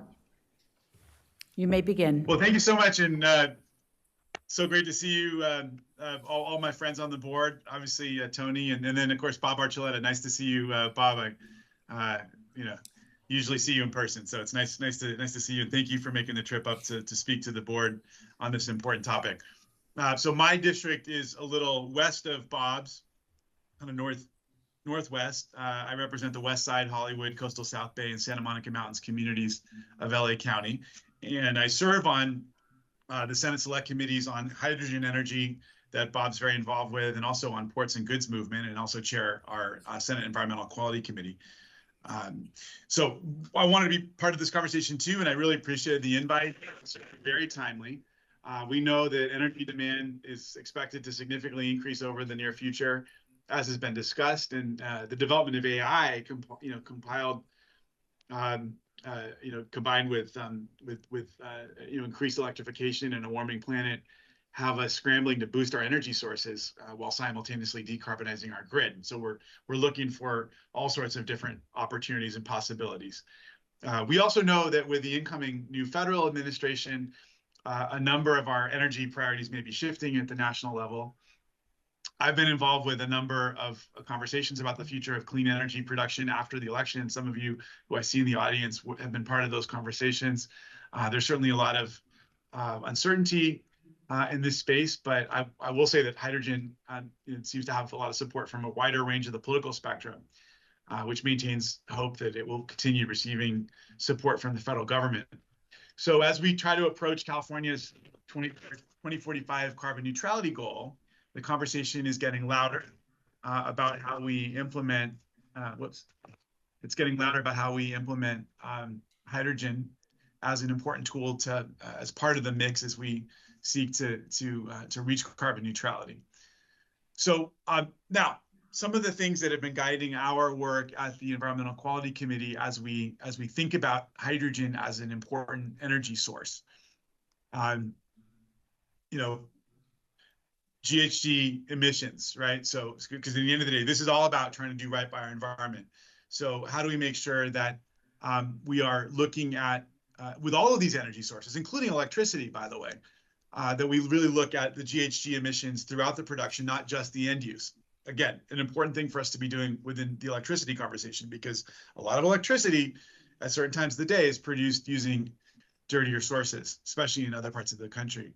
Prioritize use applications of the fuel. So what are those, what are those sorts of fuel applications that really make the most sense.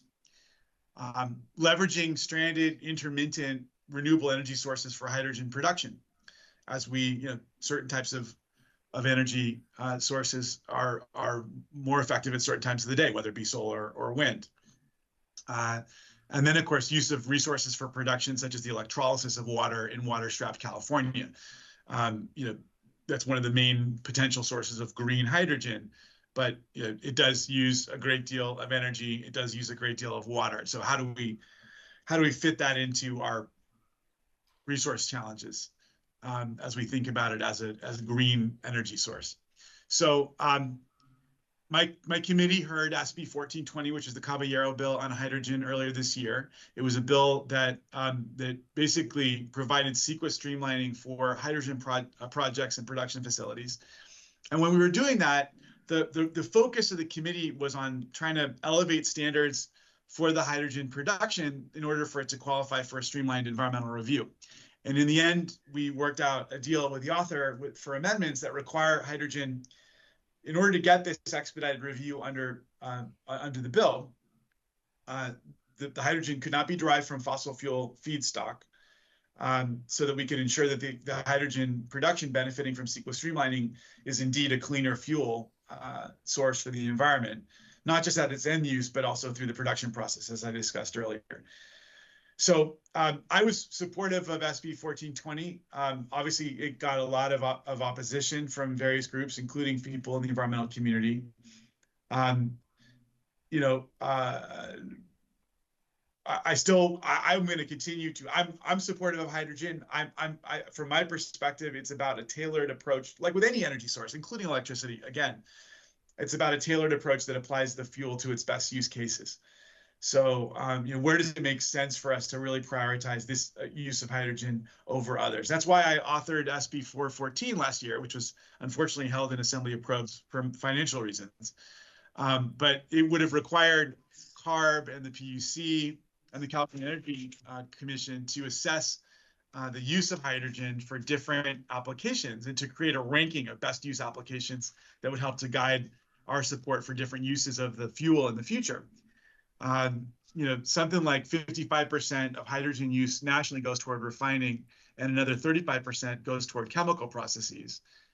As far as decarbonizing end-use sectors, refining and chemical processes are on the more beneficial side of the spectrum, along with long-haul aviation, marine shipping, primary steel production, those kinds of things. I know it's an important energy source for the ports, and so I'm excited that they're part of the conversation today as well. End-use sectors that need a lot of improvement tend to be short-haul shipping, heavy and duty light vehicles, day-to-day power generation, among others. So, how can we focus our support on the sectors that make best use of the fuel, and how can we improve the use of the fuel in other sectors that I know that we want to have a bigger slice of the pie? We've got about 55 hydrogen refueling stations across the state. We passed Assemblymember Lowenthal's father's, I'm sorry, I think, I'm trying to remember, maybe it's Bonnie Lowenthal's bill, SB 1505 back in 2005, which implemented a 33.3% renewable standard for hydrogen fuel while allowing for the use of offsite renewable energy and biomethane credits. Our latest data available from 2023 reports roughly 39% of this hydrogen is considered renewable, which is a massive drop-off from the previous renewable percentage reports that exceeded 90%. So this is largely attributed to cost savings with renewable hydrogen costing much more than the alternative. So one of the other questions here is, how can we support the production of more renewable hydrogen? One effort has been geared toward utilizing cheaper, more abundant electricity from intermittent renewables, such as solar, to produce hydrogen during the day. Then we could use that hydrogen in fuel cells to power at other times, acting as a form of storage for low or no carbon electricity. While theoretically this sounds great, of course, in practice we encounter high expenses, which makes it difficult to scale. Current technologies are unable to economically cycle on and off in line with the availability of these intermittent renewables. But we do continue to see improvement in this area that brings us closer to a widely used, cost-effective reality. And of course, the technology that would allow for this kind of flexibility continues to improve. So, and in line with the needed financial support, as I know folks on the board know, is the 45V production tax credit, which is established under the IRA. So this provides uncapped tax credits for clean hydrogen production, up to a $3 credit per kilogram of hydrogen produced, with higher credits granted to lower carbon intensive hydrogen. Many are expecting this credit within the IRA to be maintained, given the broader political support for hydrogen fuel compared to other types of renewable energy. But we're going to have to keep a close eye on their interpretation of clean hydrogen for the purposes of IRA renewal, or at least survival. Of course, from my perspective, the last thing we want to be doing is putting decarbonization money toward things that are going to drastically increase overall emissions. One other thing I want to mention is the use of biomass and biogas to produce clean hydrogen. And broadly speaking, this does offer a potential feedstock for hydrogen production that doesn't rely on fossil fuels. But I know there are some concerns in the environmental community about some of the, for example, right now we're going through an analysis of the low carbon fuel standard and some of the unintended consequences from that potentially incentivize the capture and use of methane. There's a strong argument out there that we made the incentives under the LCFS too good to the point where the agricultural industry has gone out of their way to produce more methane in order to capture more incentives, something that we've been seeking to correct through legislative action in recent years. So while it would be good to capture current sources of biomass and biogas, we need to learn from these past challenges as to not incentivize increased production of these emission sources. So, the other thing, of course, that I think it bears mentioning is just some of the concerns out there about the transport of hydrogen. It is, obviously the lowest. It's the first on the table of the elements is a very tiny molecule, which is subject to leakage. So you have to have very special pipelines to transport the gas in a responsible manner that won't lead to high amounts of leakage. And one of the concerns out there is that by just using natural gas, it's not simple as just saying, oh, we'll just change the natural gas pipelines or other types of petroleum pipelines, et cetera, to use for hydrogen. We're going to really have to upgrade those so as to not have significant leakage. While hydrogen is not a greenhouse gas in and of itself, it leads to global warming impacts in the way that it interacts with other gases in the air. And so that's another thing that continues to be of some concern. But I think everyone's excited about the potential that hydrogen has as a important renewable energy source for our grid for a cleaner future. As I say, we got to be thinking about engineering controls needed to maintain stability, flammability, monitor for leaking, account for ventilation, all those kinds of things. We're seeing some improvements in the technology, but we're hoping to see more that will help with these issues, as well as scaling renewable and truly clean hydrogen in an economically feasible manner.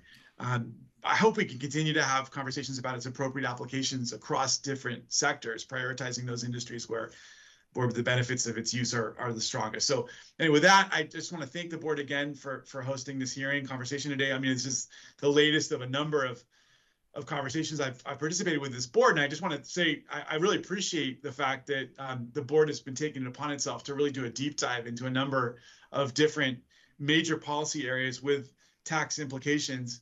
It's a good clearinghouse and a good opportunity for us to get together and talk about some of the big issues that the legislature is grappling with. And sometimes we don't put in the time for real thoughtful conversation adequately. So I appreciate the fact that you're doing that. And that's why I always heed the call when Tony says, hey, you want to participate in one of these conversations. So thank you again for your interest in this issue. And I look forward to working with the board as we all try to work together to ensure that hydrogen becomes an important part of California's path toward a cleaner energy future. Thank you, Senator. I'm glad you were able to log in with us, especially since we heard earlier from the chair here, Senator Archuleta, on some of these issues and bills. I know he's working with several, and I know you're open to work with us as well. We're hoping we could, after we hear from several of the other speakers and stakeholders and folks that are in the industry today, that we can come up or craft some legislation that we can get both of you on board with and participate and hopefully move forward. One, to expedite the issue, but then two, to hopefully incentivize some of these issues that we're talking about to make it attractive for both the public and the private sector to come together to really move this thing along. Because like you mentioned, and we've heard from other speakers already, this is just one tool. Obviously, there's others that are being looked at. But at the end of the day, I think if we're having this partnership, especially with the senators, our assembly members, and of course the governor on this issue, we hopefully could move this thing a lot quicker and one efficient with less obstacles put by, at least by the government up here to make sure this thing happens in a very expeditious way. With that, let me turn to my board and see if it looks like we'll start again with our Deputy Controller. Go ahead. Thank you, Member Vasquez. Senator Allen, good to see you again. We just had Senator Archuleta, good 1-2 punch right there, back to back, and it gets me excited about the future of hydrogen in California as well. We think about this pot, right? We have this pot of money for something so new like this, and the federal government's put $1.2 billion. I believe the state of California is adding another $2 billion. But it's really going to be the private sector that's going to carry this through and through. And I think that we're asking for about $9-10 billion from them. So how can we, as a state, reach out to potential private investors and just let them know that, hey, California is open for business when it comes to hydrogen production? Yeah, obviously the hydrogen hub, Arches, there's very significant public investment going on into this. And so that I think sends a really serious signal about how serious we are about this area of work. But obviously, the more we can do to reach out and engage with the private sector, the better. I think it's part of all the work that you're doing today. I think the select committee that Archuleta chairs and that I'm a part of will be doing some of that work. But I think also engaging with GoBiz and some of the folks from the governor's office, your office as well, the controller's office, I think could play an important role in this. Ultimately, but I do think I think that actions speak louder than words.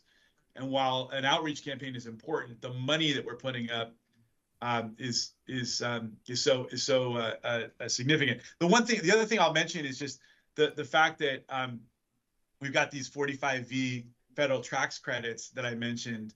That provide uncapped tax credits for clean hydrogen production, up to $3 per kilogram of hydrogen produced, with higher credits granted to lower carbon intensive hydrogen. So that's a very significant tax credit, and I think that that making sure that private companies know that that's out there for them to take advantage of is a part of that outreach effort that you mentioned. Absolutely. Thank you so much, Senator. Thank you. And with that, let me go with my Madam Chair. Go ahead. Thank you. Thank you for being here today, Senator. Appreciate your input always. You have a very thoughtful approach to everything that you do. And my question is around the pipelining and the issue that it sounds like was struggled with on 1425 about adequate pipelining. Is that issue, from your reading of the tea leaves, going to be something that the federal government will continue to have a footprint in as things go forward? Well, I'm hopeful that some of the federal money will help us address that issue. The investments, some of the investments into the R&D that are happening at the University of California through Arches and elsewhere need to go toward the improvements of technology. So everything from flammability, stability, monitoring, tightening up the pipelines against leakage, those kinds of things. Unfortunately, we have a new president that maybe is going to be less concerned about the climate impacts of this type of work. Though there are others that are going to be close to him that will still care.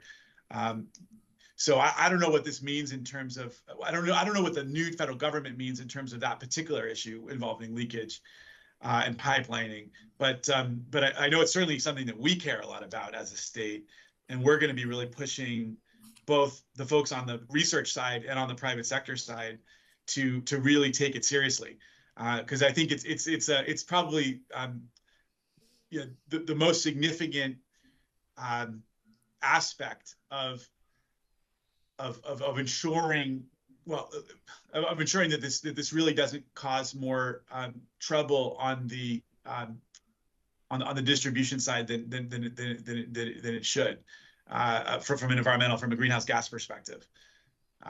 There's a lot of talk about the production, right? The green, all the different colors: green, hydrogen, blue, gray, brown, etc. And that's important, right? We don't want to have a supposedly clean burning fuel that's produced using very dirty methods. But similarly, we've got to make sure that we're putting adequate investment into ensuring that the distribution of the gas is done in a way that's not going to harm, that's not going to contribute to our greenhouse gas challenges. So that's going to be an important part of our investment. But also, quite frankly, I mean, on the regulatory side, on the policy side, we're going to continue to push to ensure that everybody involved in this effort is taking this issue seriously and putting in the necessary investments into improvements in technology to ensure that it doesn't contribute to our greenhouse gas challenges. Mm-hmm. And second question, on the topic of capturing the intermittent sources where there isn't a good place to store the energy and it can't go into the Western Donut, et cetera. And how far along are those conversations about producing hydrogen from those sources? Yeah, the conversations are very far along. I think everybody really sees it as a great opportunity for use of excess energy. I mean, even 2 years ago, I had a long conversation with the head of with Marty from the former head of LADWP about this, and they're really excited. I mean, they want to store. They want to use storage in these salt mines that they have in Utah, and then use high days when we're going to have excess electricity to do the hydrolysis and produce. So the conversations are far along. I mean, the challenge, of course, is the logistics, right? We're still quite a ways away toward having the system in place for an effective, for sort of the smart, the smart transitions of both power production and power use that we all want and know that we need.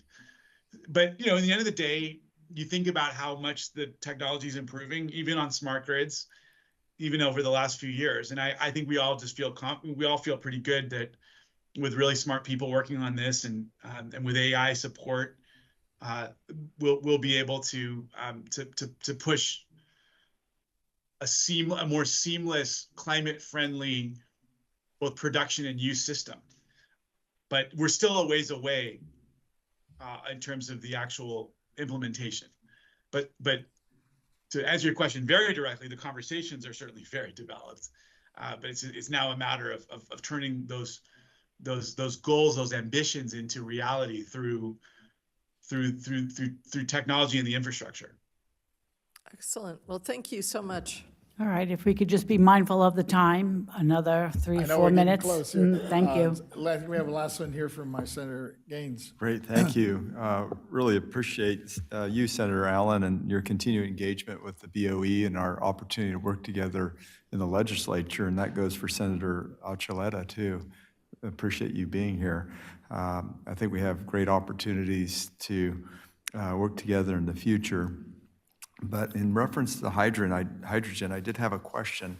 Do you think that there will be separate paths for electric versus hydrogen in terms of how we use it within our economy? I like a free market. I like the ability to compete, but we're also talking about the future and trying to direct the future in a particular way. We're using federal dollars to do that. Can you opine on that? Yeah, I think so. So in the end of the day, these are different sources of energy that work differently and more efficaciously for different types of uses, right? So we know that, let's say, long haul aviation, we are so far away from, mind-blowingly far away from a real from being able to fly to London from California on a electric plane. That's just that's not something that's in our near future. Flying, by the way, between San Francisco and LA or Sacramento and LA on an electric plane is potentially within our near future. But for long haul aviation, we're very far away from it. So hydrogen is a really great potential use for that type of transportation need.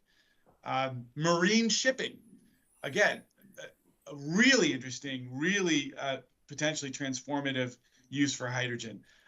Primary steel production. I mean, these are things that require massive amounts of steady, stable, strong power that go way beyond what we have in a,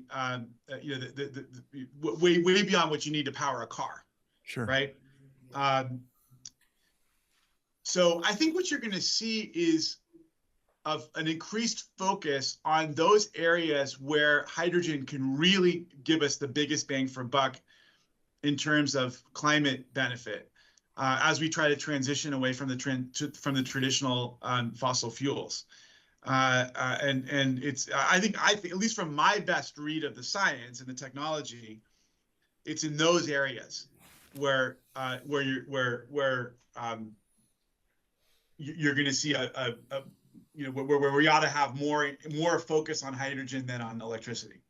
Okay, good. And then just the final question, because I'm always concerned about how you implement this and the impact it has on kind of everyday people. So, for instance, if we're talking truckers, right now there are like mileage thresholds that have been put in place for internal combustion motors for truckers, right? And so their transition is going to go to electric, and I don't think the technology is fully baked. So I guess that would be also a concern that I would have with hydrogen or any new technologies that we're introducing, that the kind of average individual can figure out how to implement that in their business and still be successful, right? We don't want to put folks out of business. There's a lot of small operators as it relates to trucking and ports, for instance. It's a big deal. And I would also say, right, it has to be fully baked from an engineering perspective, from a logistical perspective in terms of being able to scale the products, the trucks, et cetera. It also has to be fully baked from a climate perspective, because why would we be going through all the rigmarole of shifting everybody to these new energy sources if they're not providing a concomitant climate benefit? If you're just, we can electrify till the cows come home, but if we're producing all of our electric power using coal, as they do in some parts of the country, what benefit have we accrued? All we've done is created a lot of hassle for a lot of small businesses and everybody else without a lot of climate benefit. So again, we got to be thinking on every level here. And I think that's part of the analysis we have to go through with hydrogen, just as we have to with any energy source. Great. Thanks so much. Appreciate it. Thank you, Senator, and great to see you on the screen. I'll see you back home here soon. But as we move forward, I'm looking forward to the opportunity to work with your office as well as Senator Bob Archuleta as we look at possible legislation after we hear from several of the experts a little later today. Thanks again. Great. Thank you. Thank you. Looking forward to listening in. All righty. Okay, I'm looking at the time. We've been going so excited. We're moving fast here. Yes, we are moving And I know we fast have along, speakers yeah. that are waiting, right? Well, yes, we do have some speakers who are waiting, but we need to take a break. Yes. So we're trying to make a decision if we're going to go to lunch right now because it's noon, or to take a 10-minute break and come back. I believe Ms. Stowers is speaking with your team to find out which avenue we're going to go. I'll leave it up to you, the stenographer. I'm looking at her hammering away over there. What's your preference? Lunch. Yeah. You want to do lunch? Yes. Because it's noon now. It's noon now, so we would return at 1 o'clock. 1 hour lunch. 1 hour? Are we good with the speakers that are waiting? Are they? I'm looking at Mr. Claude Parrish is right Parrish. here, so yes. can do this pretty quick. Okay, then let's call Mr. Parrish.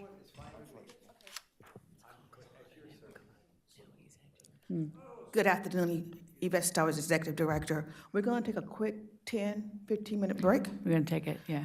and then come back and Assessor Clark Parrish do his presentation. Okay. That works. Okay. Thank you. So 10-minute lunch? 10 minutes 10 and we'll break, I'm come up. sorry, yeah. Okay. 12:07. Thank you. Boom.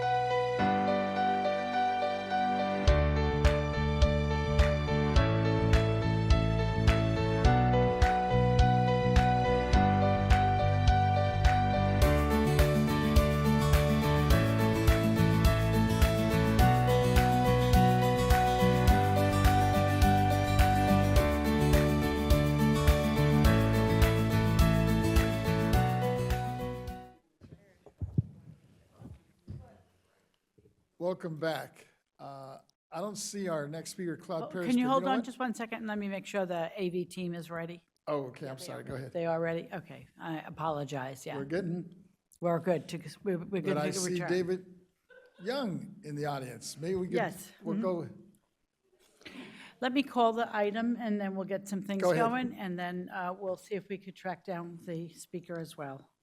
All right, we're up to item number 24, State and Local Perspective, Hydrogen Industry Assessment Issues. Input on key local and state assessment issues regarding the hydrogen industry, including for construction and development, production, infrastructure, distribution, and end usage. We're taking speakers out of order. The next speaker up will be Mr. Young. He's the Deputy Director, Property Tax Department at the Board of Equalization. Mr. Young, you have 15 minutes to make your presentation, which includes board member questions. If you could limit it to 10 minutes, thank you. Thank you very much. Thank you, Ms. Cicchetti. Good morning. Good morning, Chair Lieber, honorable members of the board. For the record, my name is David Young. I'm the Deputy Director of the Property Tax Department here at the board. So I wanted to, first of all, say thank you to the senators that have come and made their fantastic presentation, and to the representative at GoBiz. That was a very enlightening presentation. But what I wanted to concentrate on today for my presentation is actually the property tax implications of this hydrogen hub. So I'm gonna try to discuss it in 4 stages, and there's 4 considerations that I usually look at when something new is gonna come before either our jurisdiction for property, for taxation, or even the counties. And those 4 items are 1, taxability, 2, jurisdiction, 3, the actual assessment of that property, and then the 4th item is the assessment appeals. So it's basically the whole vertical assessment practice in California. So the first issue I will tackle is taxability.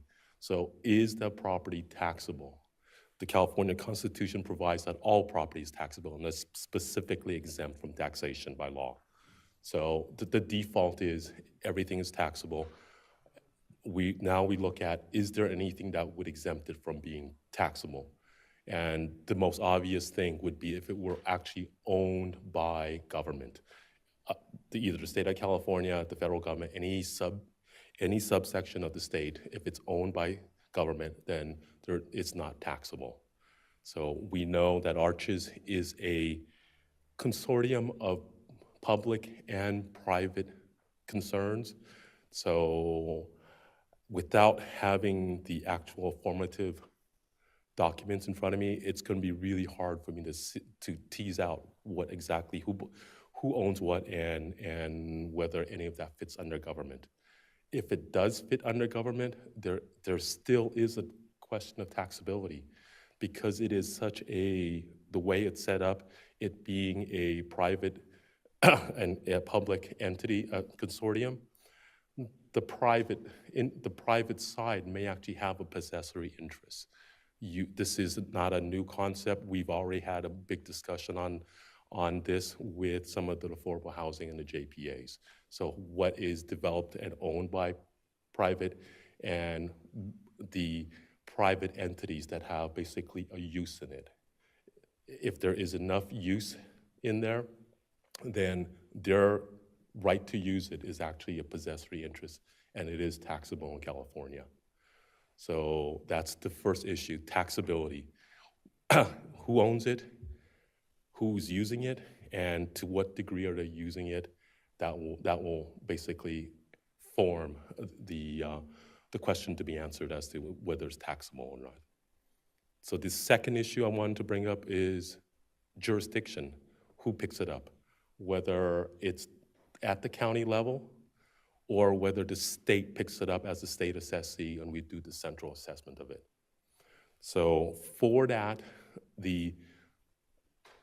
in the Constitution, Article 13, Section 19, it defines what we have jurisdiction over.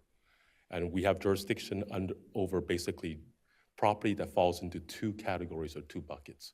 One is if it's inter-county property, that type of species of property, whether it's a canal, a fume, or a pipeline that cross county lines, it falls within the state's jurisdiction to basically pick up and assess. The other way it can be a state assessed property is that if it's being used by certain regulated railways, telephone companies, and companies that actually produce and sell gas or energy or electricity. So those are the two buckets in which they fall in. So if these pipelines cross county lines, it falls within our jurisdiction. If it is deemed that these companies actually produce and sell either gas or electricity, then it also falls within our jurisdiction. If it does not fall in our jurisdiction, then where the property is located within that county assessor, the local assessor, they have jurisdiction, and it's upon them to basically assess. So there is some ramification as to which jurisdiction it falls under. One, if it falls within our jurisdiction, the real property does not fall within Prop 13. It does not get Prop 13 benefits. If it's locally assessed, then it does fall within Prop 13. And I will put a little placeholder there. I'll come back to it in the next issue for taxability, for the actual assessment, and I'll let you know why that's important. So we have taxability, we got to answer that question. We have jurisdiction, exactly where does it belong, locally assessed or central assessment through us, the Board of Equalization. So the third item I want to address is the actual assessment of it. So the assessment process actually has 4 steps. Discovery, you gotta know what's being built. Inventory, you gotta figure out what's actually there on the ground. Then the next one is the actual valuation, what is it worth? And the last function of the assessment is the enrollment. You gotta produce a roll, send it to the auditor looks at it, and they go ahead and bill and collect the taxes on that. So the first issue of discovery, how do we know? For state assessed properties, we actually get notification from our partners, CUPC, the CPUC, other agencies. We actually still get some permits, so we know what's being built, what triggers the actual assessment process. The inventory, how do we figure out what's there? We send business property statements to the assessee, and we ask them, what are you building? When did you acquire it? What were the costs associated with it? So that forms basically our inventory. The next step is the valuation. What is it worth? So by our own property tax rules, there's 3 major ways in order to figure out what it's worth. You can go by the market approach, what that property sells for in the market. You can go by the cost approach. You can see how much did they pay, what did they purchase that property at, and then the other approach that's available is the income approach. So you're producing this commodity, whatever it is, what type of income what is your net income? And we take that and we basically turn it into a present value of the income stream, and we figure out what it's worth. So all 3 are applicable. Which one is better? That will actually have to depend on the facts. What do we have the most information on? Which one is most reliable? And how do we either use 1 approach, 2 approach, 3 approach? How do we weigh each approach in coming up with an actual value? And then the last issue is the enrollment. If it's at the local level, they produce their roll and they send it to their local auditor. It goes through their process. It actually gets billed, and it gets billed and collected from the tax collector treasurer's department. For us, we would do the same thing. It would end up on our state assessed roll, which the board here you hear the value recommendations, and then you adopt the role, which we did earlier this year, I believe, in June. So those are the two different processes. To circle back as to why it is important, I put that placeholder out there, why it's important, which jurisdiction it falls under. So because of Prop 13 not being applicable to the state assessment, if you were looking for tax incentives, which you've already mentioned, that it's basically, that is akin to the solar, that is not an exemption per se. It is an exclusion from new construction. And new construction is a Prop 13 concept. So under state assessment, that if you were to pursue an exclusion from new construction, it would not be applicable to state assessment. You could not get it. So that's the most significant takeaway from which jurisdiction does it fall under. And then the last issue I wanted to cover. Could you repeat that? I'm sorry? Can you repeat that? I certainly will. So one of the key points of this discussion is to explore tax incentives that may help. So one of the analogies you may want to look at is that of the active solar exclusion under Revenue and Taxation Code 73. That is applicable to county assessed property. It is not applicable to state assessment. State assessment for real property, it does not fall under Prop 13. Okay. And then the very last thing I wanted to touch on, the whole vertical assessment and taxation issues. We got jurisdiction, we got taxability jurisdiction assessment. The last one is assessment appeals. If it is locally assessed, the assessment appeals will be heard at the local level through the AAB or their Board of Supervisors sitting as their equalization board. If it's under our jurisdiction and we assess, any of the assessment appeals would come before you as the assembled board to hear. So there are some differences there. And there's more than just where it goes to. There's actually some difference in the application thereof. So if it's before the locals, it's only they only get a trial that if they actually hear it and they disagree and they go to the courts, they actually get de novo for matters of law, and everything else is based on the administrative record, what was actually discussed during the assessment appeal.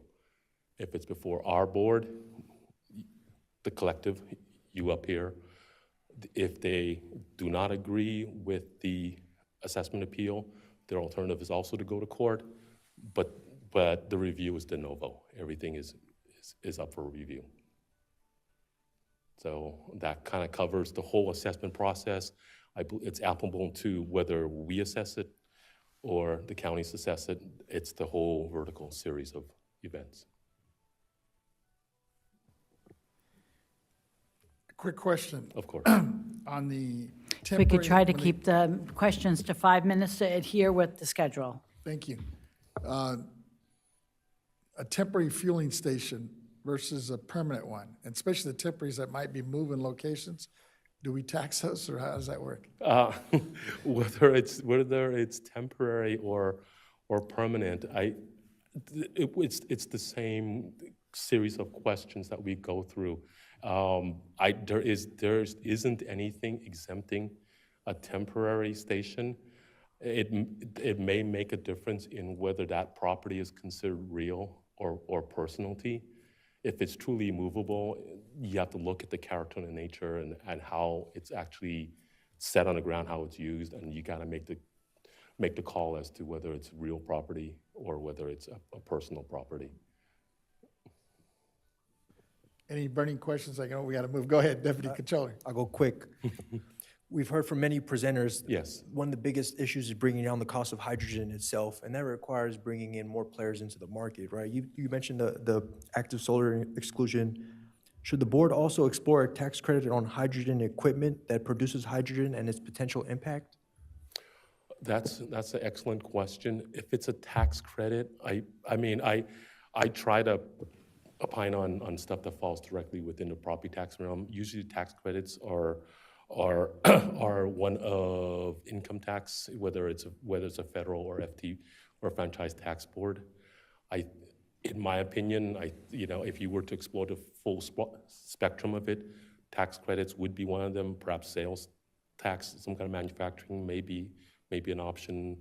You also have, they've already mentioned the production credit of up to $3 per kilogram. That's a federal income tax. Absolutely. One really last question. Sure. Let's just say a hydrogen well, a company comes in and starts drilling down in a hydrogen well, extracts the hydrogen from, and pretty much the land, the useful hydrogen in the land. What happens afterwards if that company gets up, moves its production elsewhere, like all the hydrogen is essentially extracted from that land? What does the board do afterwards? Do we keep data on like this land is essentially not useful for hydrogen anymore after the drilling is done? There are other agencies that actually basically inventory what minerals and deposits there are in California. We per se don't do so, but our assessment, there are, I know, locally assessed petroleum producing property, and as they basically draw the petroleum out of the ground, they usually get a decrease in their assessment because it's basically property that's being removed. So we don't really keep that type of record. I believe there are other agencies that do. But there is some type of paperwork process that has to go through the board and pretty much saying that the land is not useful for hydrogen extraction anymore. It's drilled to the max and it's not useful land. Right now, we don't keep any of it on any of our extractive type properties. It will remain to be seen exactly what the regulatory environment will be when all this is basically said and done. I don't know whether all those questions have been asked yet, but it is a very intriguing question. I know somebody must keep track of it. I just don't know where it falls right now. Absolutely. Okay. If you can get back to me on that too, that'd be great. Sure. Thank you, Member Vasquez. Thank you. Any other questions? Yes, Senator Gaines, go ahead. Member Gaines. Just wanted to clarify the point that the infrastructure has to be within county lines, doesn't it, in order to get the tax exemption? Well, the exclusion from new construction, it has to fall within the jurisdiction of the county assessor. Mm-hmm. So I know there's already existing lines out in California that transport hydrogen. Right now, I've done about as complete a review as I can on whether we pick up the assessment, and I can't find where it is. So I'm 99% sure it is actually locally assessed right now because they don't do that. They don't cross county lines. Okay, but in terms of any sort of enabling legislation to allow an exemption, because I'm not quite sure what our authority is here. Right. But let's say we were able to carry legislation to allow an exemption to occur, the exemption would have to occur within county lines or create another statute that would allow something to occur across county lines. Yeah, yes. Remember when I said what falls under our jurisdiction actually falls into two buckets? Mm-hmm. One is that inter-county requirement. Right. That if it crosses county. The other one is the type of entity that owns that property. So if it's a telephone company or if it's a regulated utility that we already pick up. So that they don't have to cross county lines. If it's owned by already a state assessee, we have jurisdiction. Excuse me. Very good. All right, thanks for clarifying that. Of course. We all good, Madam Chair? Okay. Thank you. How'd we do? Pretty close, huh? Okay. Hello again. I'm going to introduce our next speaker is Honorable Claude Parrish, Orange County Assessor. Mr. Parrish, Welcome. welcome.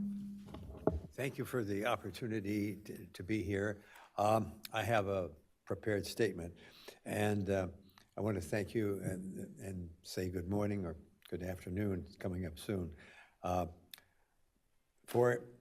want to thank you for having me attend today to provide a county assessor's perspective on the new hydrogen energy industry as it is continuing to grow in our state.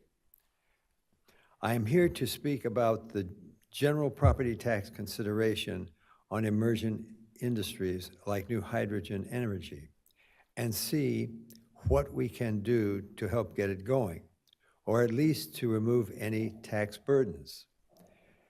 As the other speakers have mentioned, on October 13th, 2023, Governor Newsom announced that the U.S. Department of Energy awarded California $1.2 billion to accelerate the development and deployment of clean, renewable hydrogen energy and a hydrogen hub, H2O hub, statewide for things like hydrogen energy pipelines, storage facilities, fueling stations, liquefaction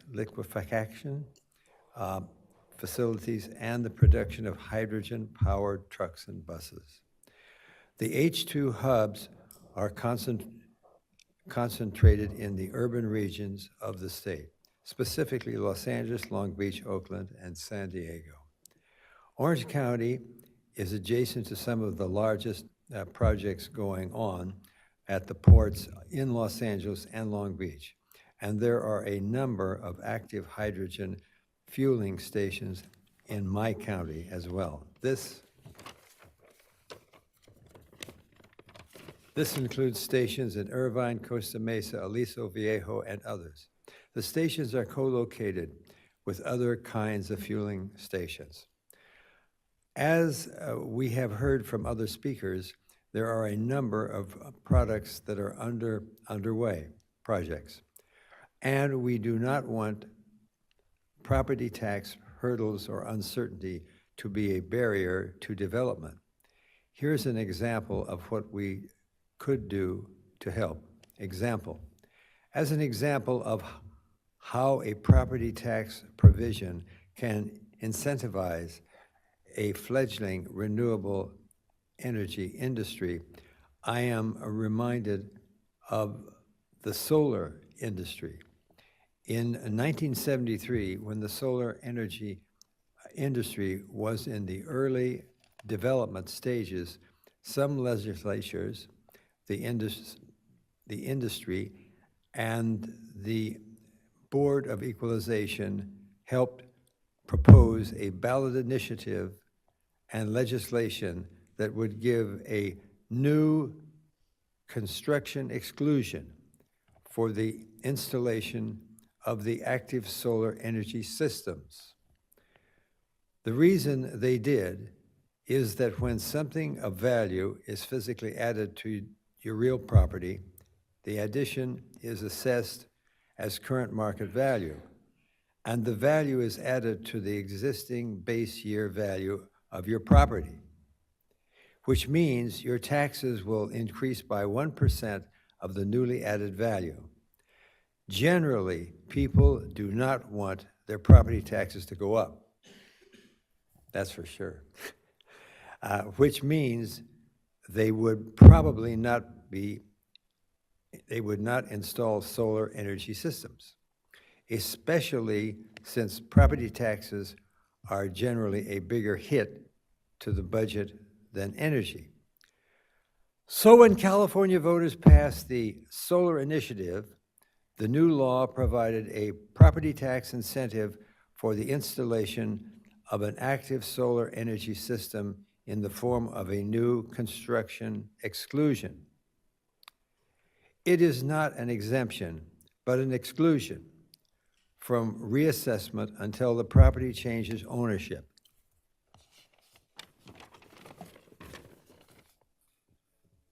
This exclusion took effect, and folks realized that the installation of qualifying solar energy systems would not result in either an increase in the assessment or their property.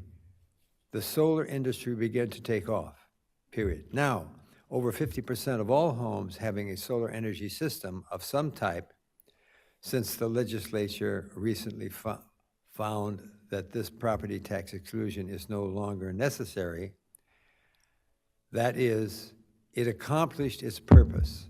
The law will sunset in 2026. With that in mind, I have a few questions that I believe are important for the board, legislature, and other stakeholders to keep in mind when developing regulations on the new industry. One, are there any unique aspects of the hydrogen industry, whether it be about production, distribution, storage, or use, that will require different property tax interpretations or exclusions? Two, are there incentives that we can consider that have worked for other emerging energy industries in the past, like solar, that may be worth considering? I am raising these questions not because I have the answers right now, but because they are important to keep in mind as we consider incentives and policies in support of the industry.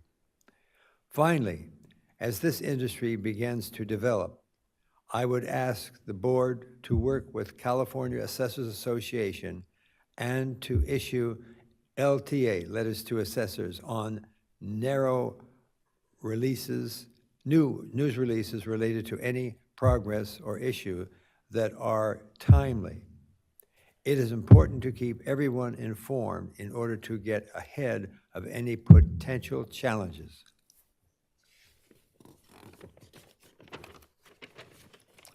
This hearing is very helpful as a start in the process, and I am available to assist in any way I can.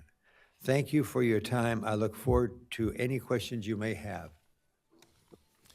Appreciate your comments. We have any questions? Oh, it looks like, Member Gaines, you have one? Just a comment. I just wanted to thank you for making the effort to come up and speak, and appreciate your perspective from an assessor's, county assessor's point of view. So, thank you. Well, you know, I wanted to say something to add. Thank you for that kind comment. When I was sitting here, I was thinking to myself, gee, I remember when I was a kid and in school, they said, what you're going to do is you're going to get 2 glasses of water, put a cap on them, string a wire to each one, put a battery, and you have to have cathode and anode. One was copper and one was zinc, and you put the little battery in, and unbelievably, bubbles started to form, just gradual bubbles, and one of them was twice the other, H2O, and you had hydrogen and oxygen. That's how simple it was. I got a big kick out of it. I don't know if you've ever done it as a kid, but it was a lot of fun. Well, I'm here to help you in any way I can, and thank you for the courtesy of allowing me to speak.